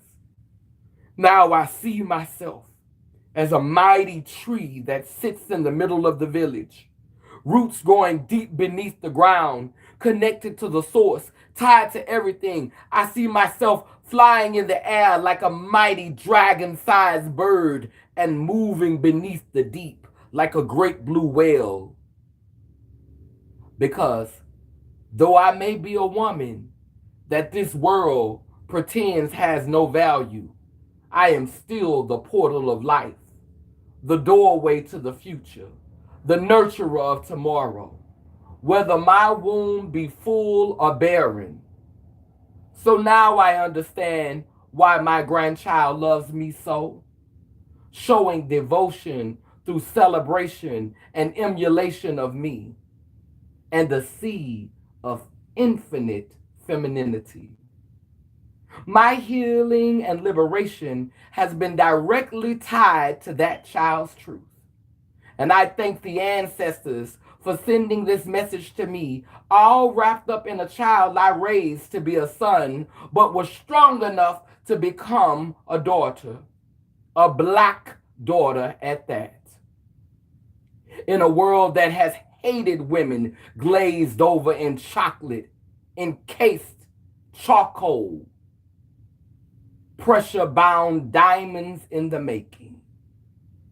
And my grandchild ain't no stereotype, some knockoff, carbon copy, bleached up silver screen vixen. Not my grandchild, no ma'am, no sir, they're no caricature, they's whole. I see the ancients in their eyes. They's one in a million. I could see there's daddy in them. I could see there's mother in them.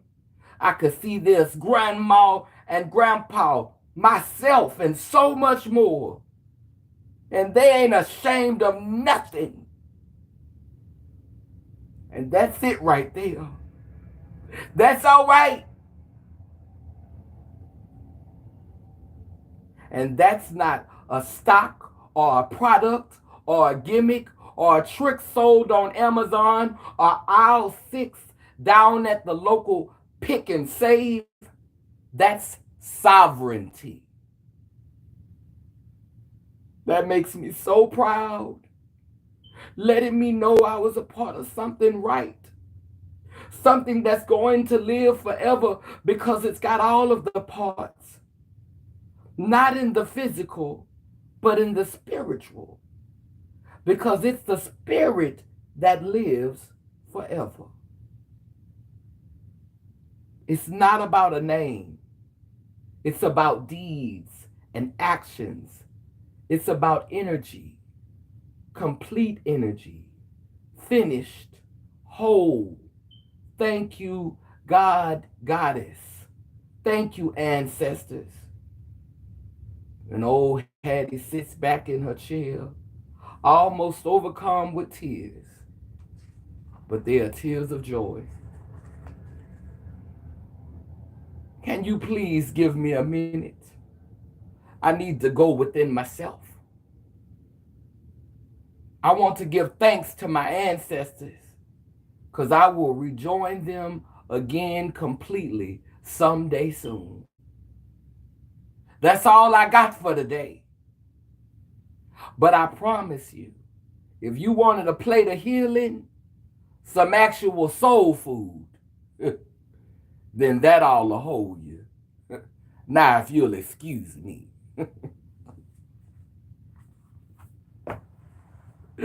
I love that one. I get emotional every time I read that. I get emotional every time I read that one. I get emotional every time I read that. Oh, I'm so happy that I wrote that book. That book is so healing for me. Like it was so healing for me. I don't have to read it all the time because it's literally in my mind. Like the words are etched in my mind because it took me 2.5 years to publish the book. And of course it's based on my life. Even that story, I changed the name of the woman to Hattie Lee, but it was inspired by my grandmother, Miss Eula May Clark. So, you know, um, all of the stories are, like, I didn't write the book about me. I mean, about other people because I could have wrote a tell-all book that was telling people's business and that was telling people business, but this book was about me. And it was me working through my process, and I used they them pronouns in the book because I wanted males and females, no matter what your gender is, no matter what your sex is. I wanted you to be able to relate to the main character and to feel connected to the main character. And so that's when I began to fully embrace they them pronouns in this book. You know, but this book is such a healing, like, if ever I'm feeling like really, really down, or I'm feeling really, really heavy, I know I could go to that book and I could find something in it, that's really gonna bring, that's really gonna be healing for me. Oh, oh, I heard that.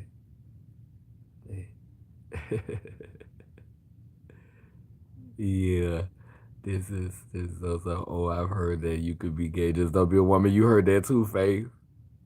Yeah, when they hit you with that one, I look at young men.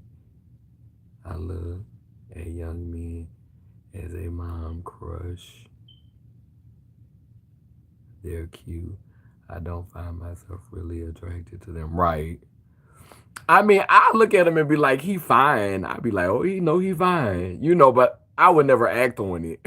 I'd be like, boy, you fine. You fine. The message was deep.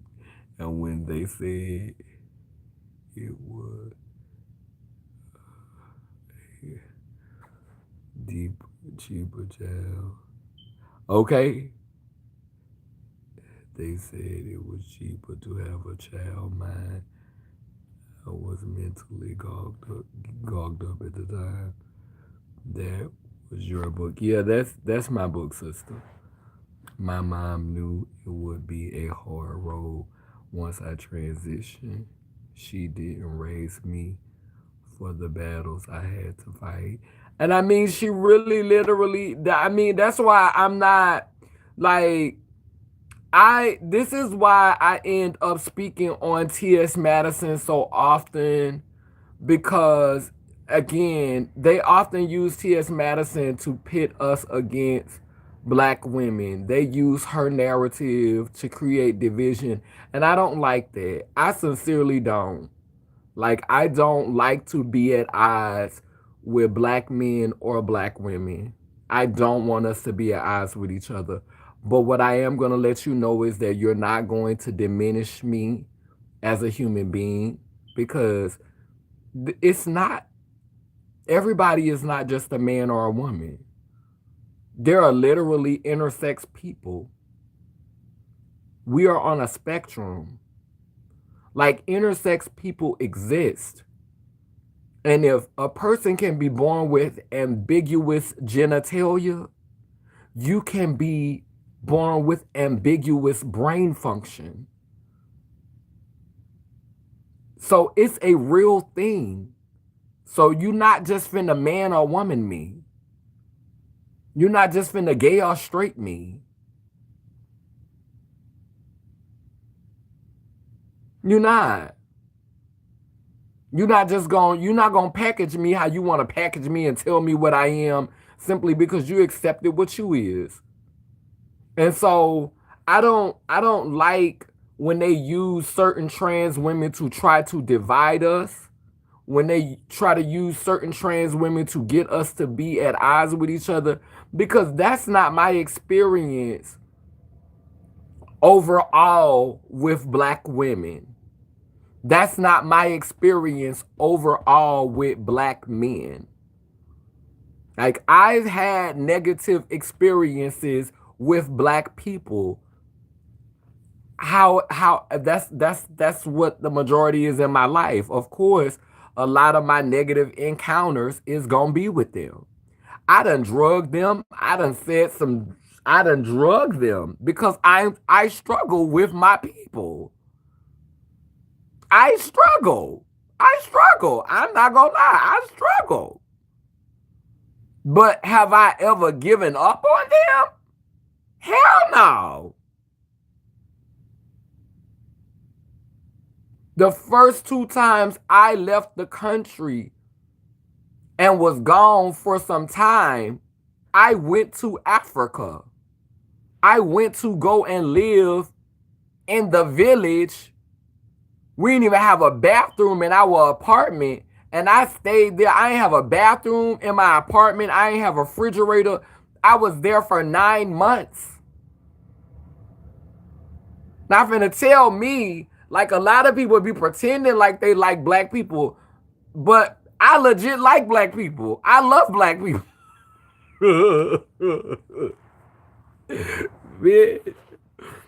If my appearance is not an indication of my self-love, if I did not feel loved by black people, if I didn't feel like I received enough love and enough support from black people, don't you think I would have changed my nose? Don't you think I would have straightened my teeth? Don't you think that I would have put on a motherfucking lace front and tried to make myself look as racially ambiguous as possible? Don't you think, and if I would not have changed my physical aesthetic, don't you think that I would try to talk a little bit more like the colonizer?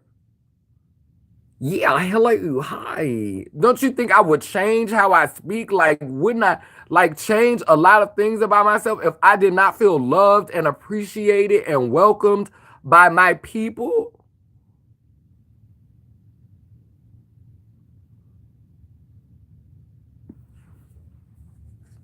Yeah. So I mean, I'm a pop my shit.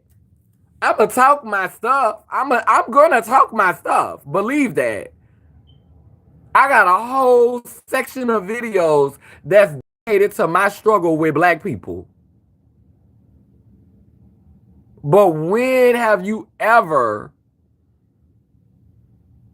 seen me move in a way where I was not surrounded by people that look like me?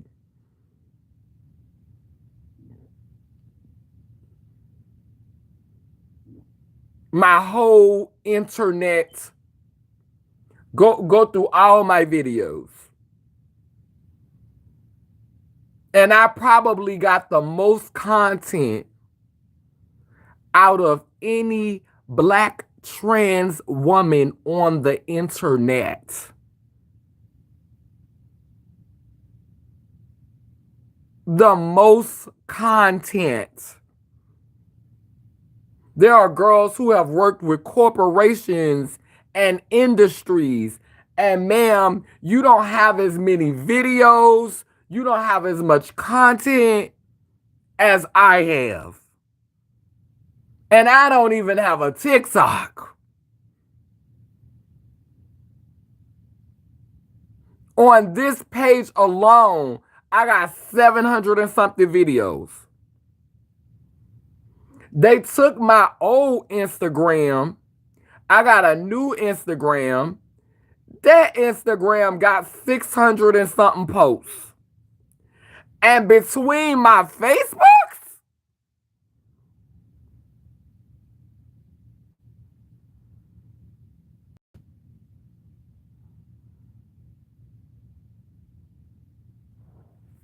ma'am, I got content out the wazoo.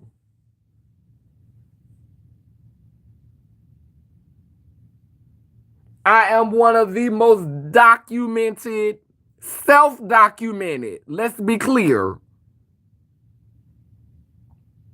Self-documented. I controlled my narrative. Yeah, people have done blogs about me. People have interviewed me. People have put me on their blog posts and people have told my story. But more than anything, I've told my own story in my own voice. And that's because that was important to me.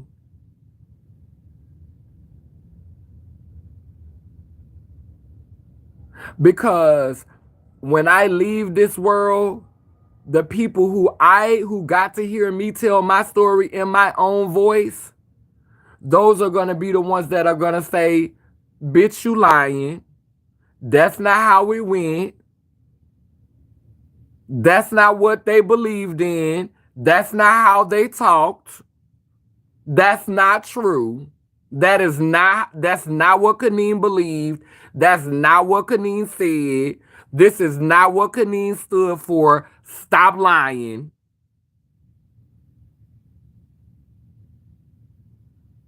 That's why I have been so public. That's why I have been so vulnerable. That's why I share so much of myself because I want to imprint upon people who I know for a fact is going to stand 10 toes down and going to say, nope, that wasn't, uh. I followed them for the whole time and that wasn't what it was. You're lying. Oh, they talked about that. Oh, it's this video right here. You're telling part of the story. You're not telling the whole story. You're changing it around. Because people will do that. People will chop and screw your story.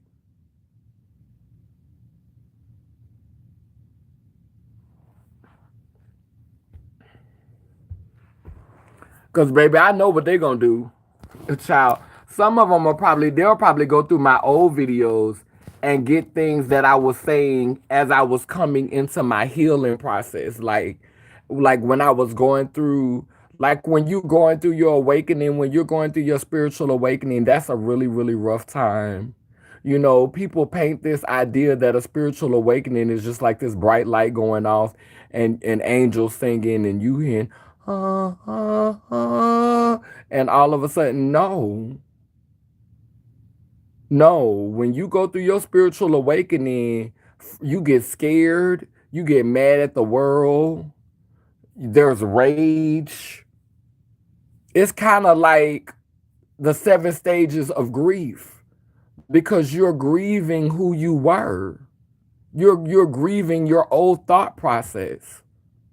You're grieving how you saw the world before you woke up. And you feel rage. I was mad at everything and everybody. I felt betrayed. I felt let down. I felt abandoned. I felt alone. I went through a whole bunch of stuff.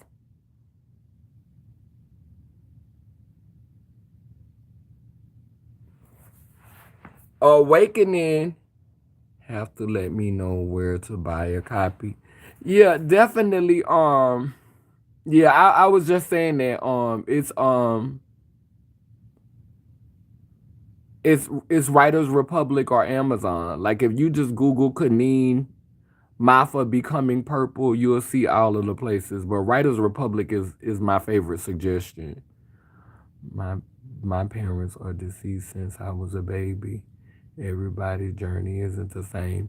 And see, that's the thing with you, Faith. Like, I couldn't imagine, what that feel like for you, sister, you strong, because that's something to go through, that's something to go through. And the most powerful thing that is that you have two angels always with you, always watching over you. They may not be with you in the physical form, but they definitely with you in the celestial form. They definitely have been protecting you and guiding you and keeping you. And so that's a beautiful thing to know that you have two powerful angels, you know. two powerful angels, like that's there for you, you know. That's but I couldn't imagine, you know, I had a difficult relationship with my mother at first. I had a difficult relationship with my grandmother at first. Things were not always peachy keen. I did go through that period where they were struggling to accept me because they were not equipped to deal with me. You know, a man and woman. They were not they were both twins. Oh wow, that's beautiful. Yeah, they were not equipped. So, do you still have your auntie and uncle? Yeah, they were not equipped to deal with, you know, and I have grace for that. I have grace for my grandmother because I know, you know, she adopted me and she was not equipped to deal with me. I have grace for my mom now, you know, and I tell trans people that all the time. You know, have don't hate your mama for not being equipped. You know, like you like direct that rage toward the system, direct that rage towards the institutions and the religious teachings that supported that. Don't blame your mother and your father. They're a product of their environment. Now, I'm not going to tell you not to be upset at all, but I'm going to say the rage, we got bigger fish to fry. I'm not mad at my mama. No, my mama still Christian. My mama still go to church every Sunday. But guess what? When I'm around my mama, guess how I talk? The same way I'm talking now. I talk about the ancestors. I'd say mother, father, God, goddess. I call her goddess. They everybody know. I don't talk like this on live and then get around my family and be Jesus is on the main. I talk the same way around them. They talk about Jesus, some of them, the older ones, my aunties and stuff, and I be quiet. I don't force what I believe down their throats, but I let them know that I'm not about to co-sign that. You're not about to get no amen out of me. You're not about to get no won't he do it.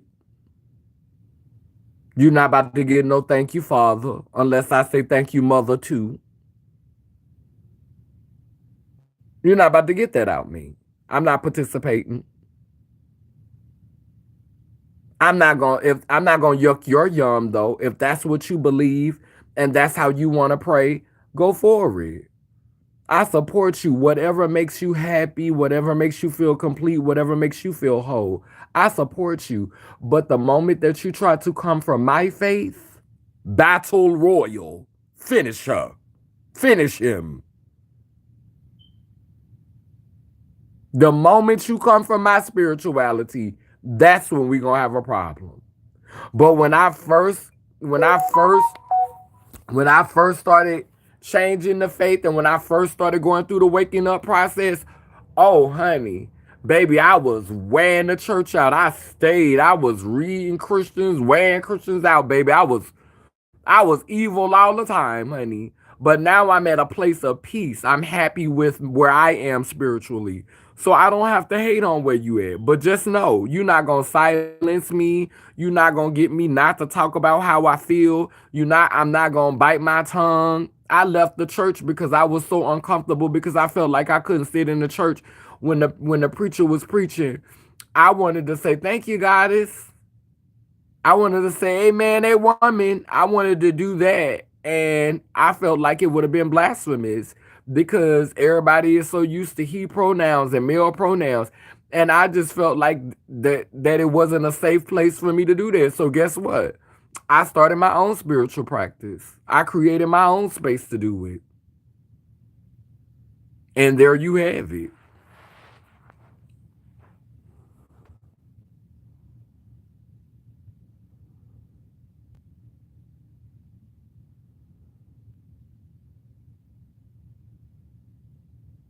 one day we will have to talk and you will hear my story. I'm just not ready to tell it, but we are very similar. You gonna make me cry. I still have my aunt. She act like the world is old to her. Never did anything for me. But yeah, she here.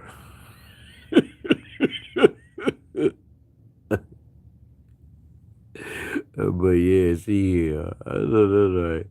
I met my father's side about 20 siblings, and they act like I was taking money off the food stamp card. I met my grandmother who recently passed, and they never called to tell me, oh wow. Child, ain't family something? Swear to God, you trying to come take some crumbs off their plate, huh? I have a crochet blanket, which are the trans colors coincidentally, and some knitted hats. So I have a piece of her. Oh, that's beautiful. And it's the trans colors. My mom was 28 when she had me. And truth be told, I don't even remember 28. I couldn't imagine having a baby to take care of. I give my mother the utmost grace. Amen, a woman. My father's brother didn't want to build a relationship with me. He was too busy. I tried twice. I was there. He passes. Where he passes 2019, and that's been that. Oh, so you haven't tried since 2019? Yeah, my family on my daddy's side, mm, I'm like, I try to have relationships with both sides of the family though. I do. I do the work. My motherfucking cousin, like one of my cousins, like I love her, like I vibe with her. Like when I open my Instagram back up, because I'm gonna open my Instagram back up tomorrow, because child, baby, I went to the biker event this weekend. Oh my goodness. Baby, when I tell you at that biker event, I might post a little bit of it on Instagram. I mean, a little bit of it on YouTube, post a couple of pictures on YouTube. Baby, I went to that biker event. They had a biker event in cuz I'm in Atlanta right now. Well, I'm in Georgia, but the event was in Atlanta.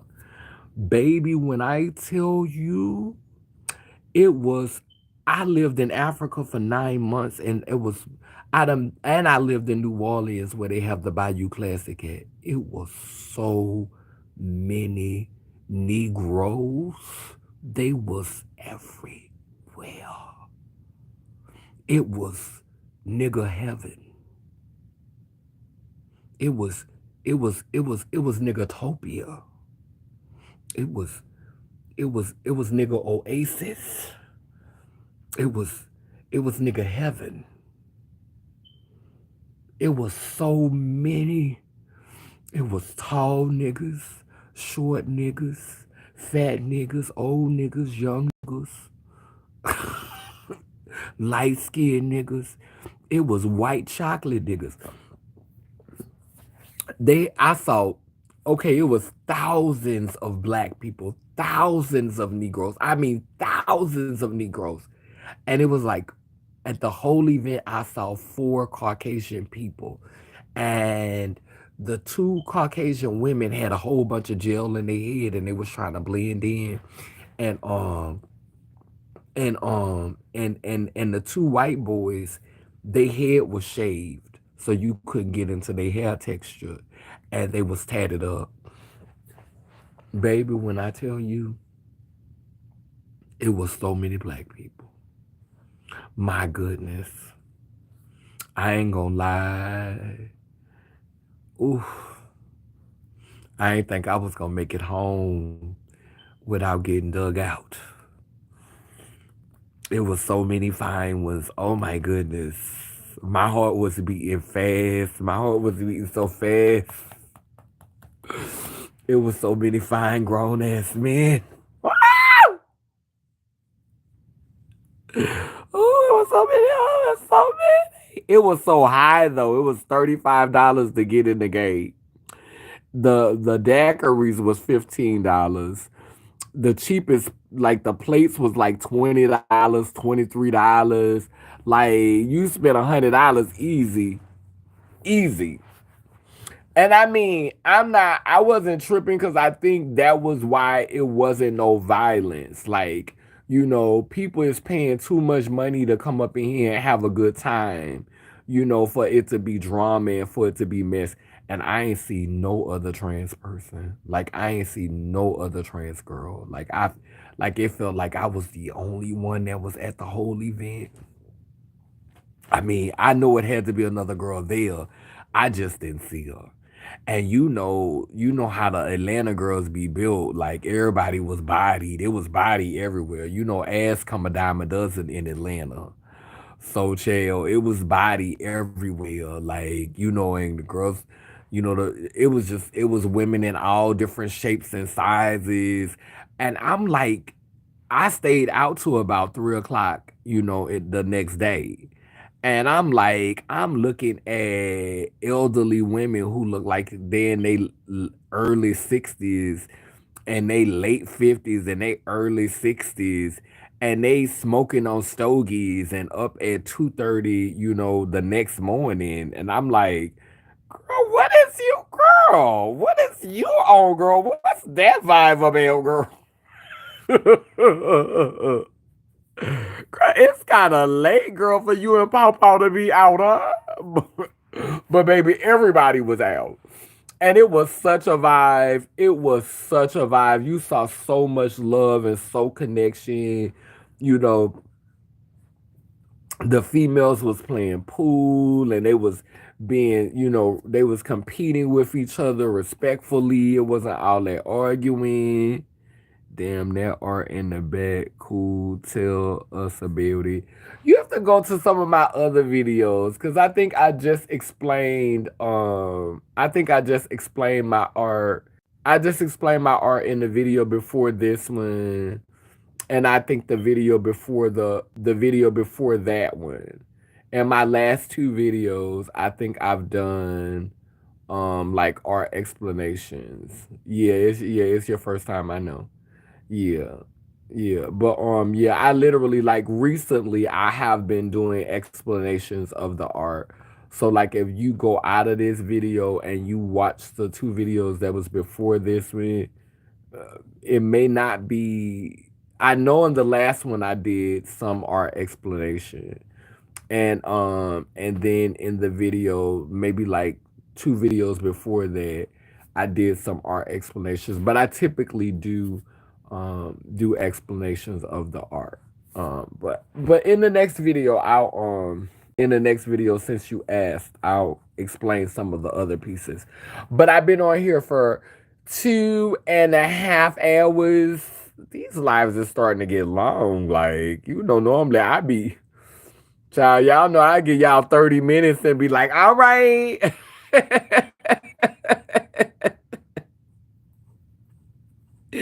Normally I give y'all 30 minutes and be like, hey, about an hour, maybe. Like, we get an hour, we good. Like, but ever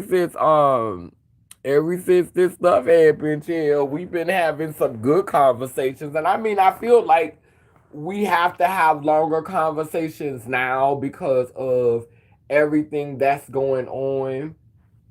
Like, we have to be a support system for each other and a community for each other. But I do need to take a bath and, start getting myself ready for bed because I am old. Well, almost old. You look like you live in NY. I just came from I'm transitioning out of New York. I still am there often. I have to go back there next week. So I am there a lot. But um I don't know if I'm going to continue to live there. I'm still trying to decide what I want to do. I don't know right now. But that is where I have been based. But this last year I've been based in Georgia.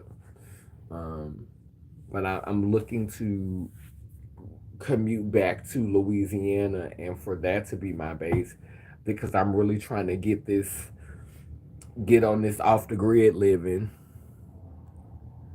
I could never live there, but that's dope. Yeah, it was New York was cool. New York was cool.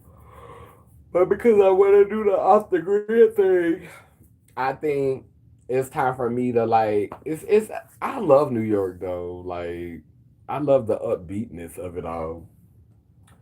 But anyway, let me get ready to get off this live. I gotta do my candles.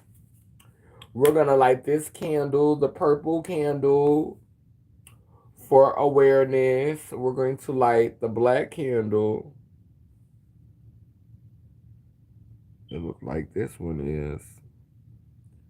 I don't know, the stem gone from this one. Yeah, this one don't have a stem.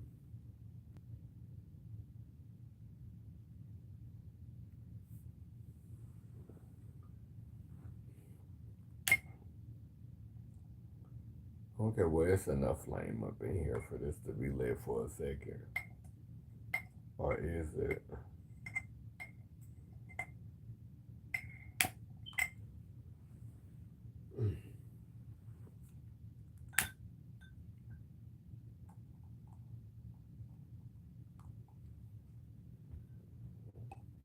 Okay, and this is going to be the third candle.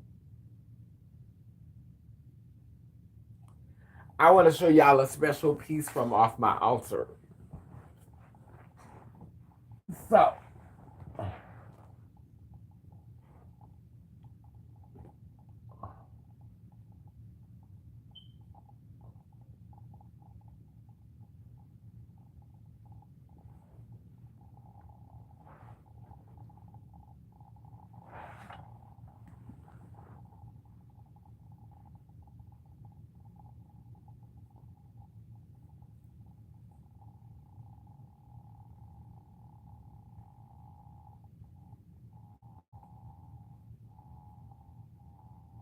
I know your ass stand up. I was gonna say.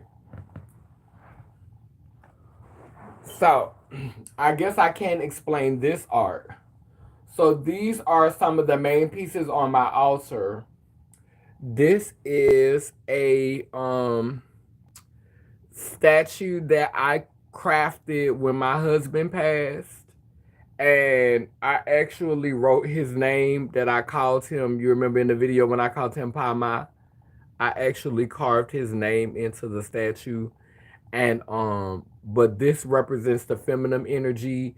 It says Laylim Layler on the tablet. It's a very curvy figure representing the feminine dominant energy. But I wanted this statue to remind me of Pama. And this is Laylim Layler, and Laylim Layler is wearing a crown. And purple represents sovereignty and knowingness. And they have all of the colors on them, which is actually representative. They even have a infinity symbol over here on this side. So this is Laylim. Well, this is Layler, and this is Laylim. So there's another piece to Laylim, and it's on the altar. But Laylim is the is so this figure represents life, and this figure represents death. That's why it looks like a skeleton, but it's holding a cocoon in its hand, which is symbolic for life coming. So you have to go through death in order to be born again. So death is a doorway. And so I have a cocoon that I have a caterpillar that sits on top of the cocoon, but this is the cocoon sitting in death's lap. And so you go through death to be reborn again. So life is in death's lap. And this is Laylim, and this is Layler. And my other partner, who I told y'all died, Aaron, his name is written right here. So I put his name I put his name over in here.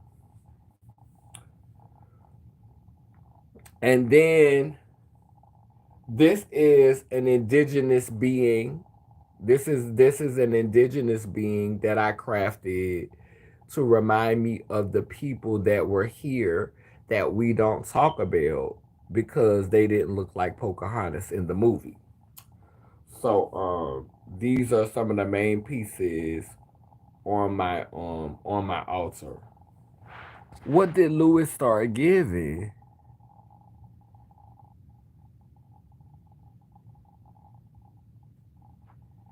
What did Lewis start giving? Hey,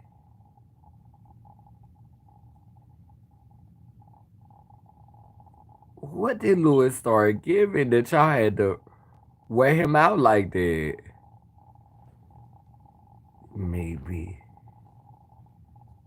Family life wages, okay.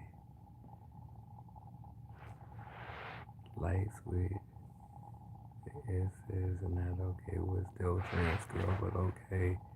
They mad cause I'm not running around telling my tea like news slash.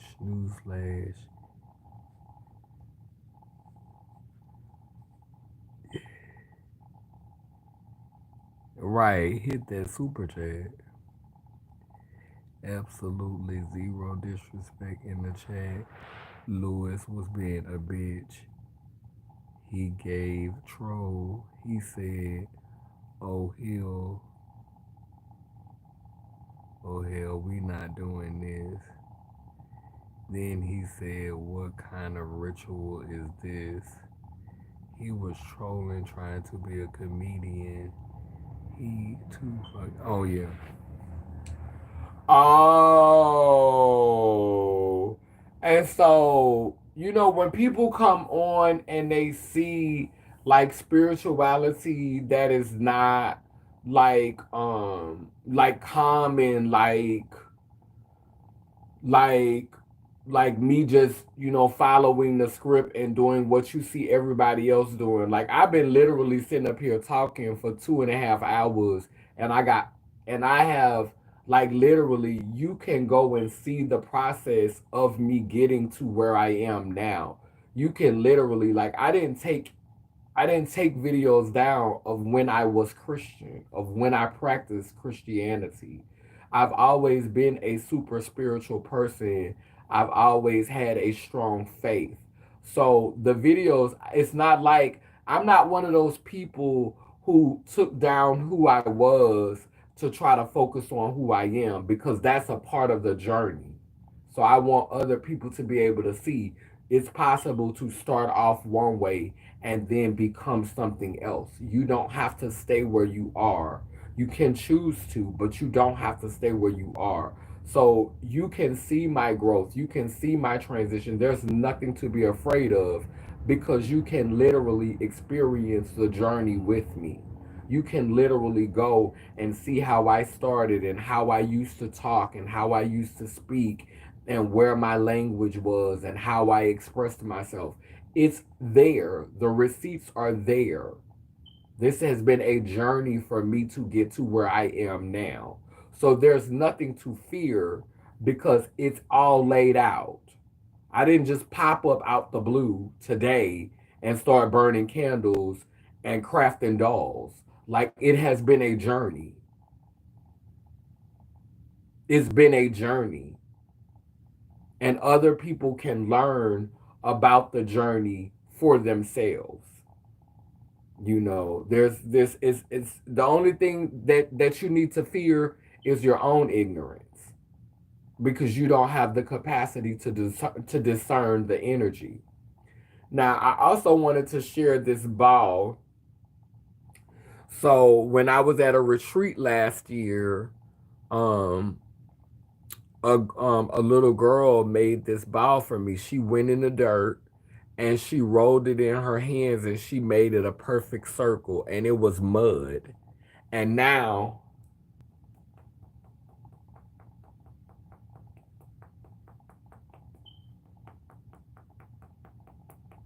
it's a rock. It's been sitting on my altar for a year, and it is literally a rock.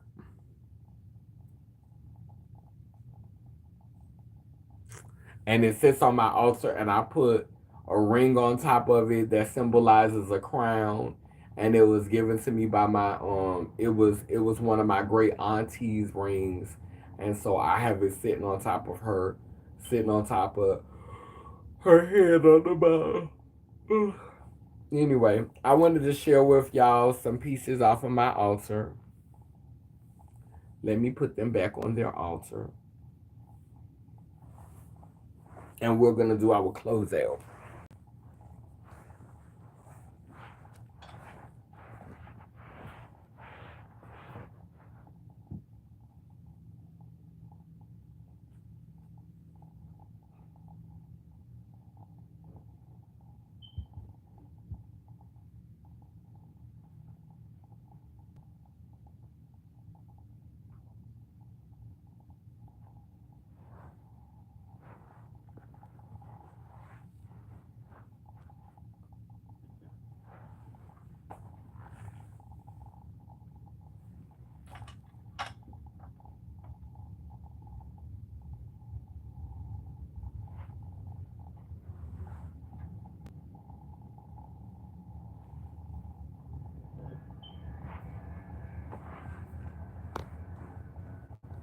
And Evolve and Uhuru made these for me.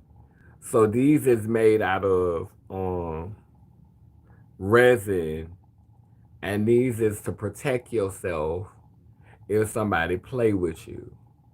And so this is some brass knuckles. Ain't they pretty? And they made them for me as a gift. So if I need to bust a bitch in the fucking jaw. And then I have this right here at poker. Hit you with that shank like you hit you with that shank. Cause you know we got to protect ourselves out here in these streets.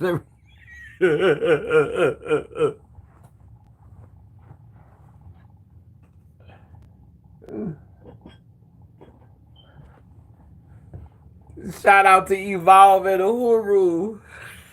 Yes, Knuckles, huh? Okay, not tonight, baby, huh? So anyway, we're going to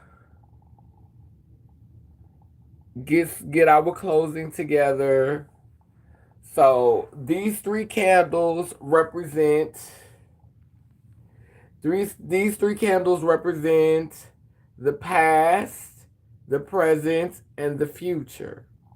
As I blow out these candles on the physical plane, they grow with intensity on the spiritual plane, preparing us for times that are now. As above, so below, as within, so without. As above, so below, as within, so without. As above, so below, as within, so without. Thank you, God Goddess. Thank you, God Goddess. A man, a woman, Laylim, Layler. Past, present,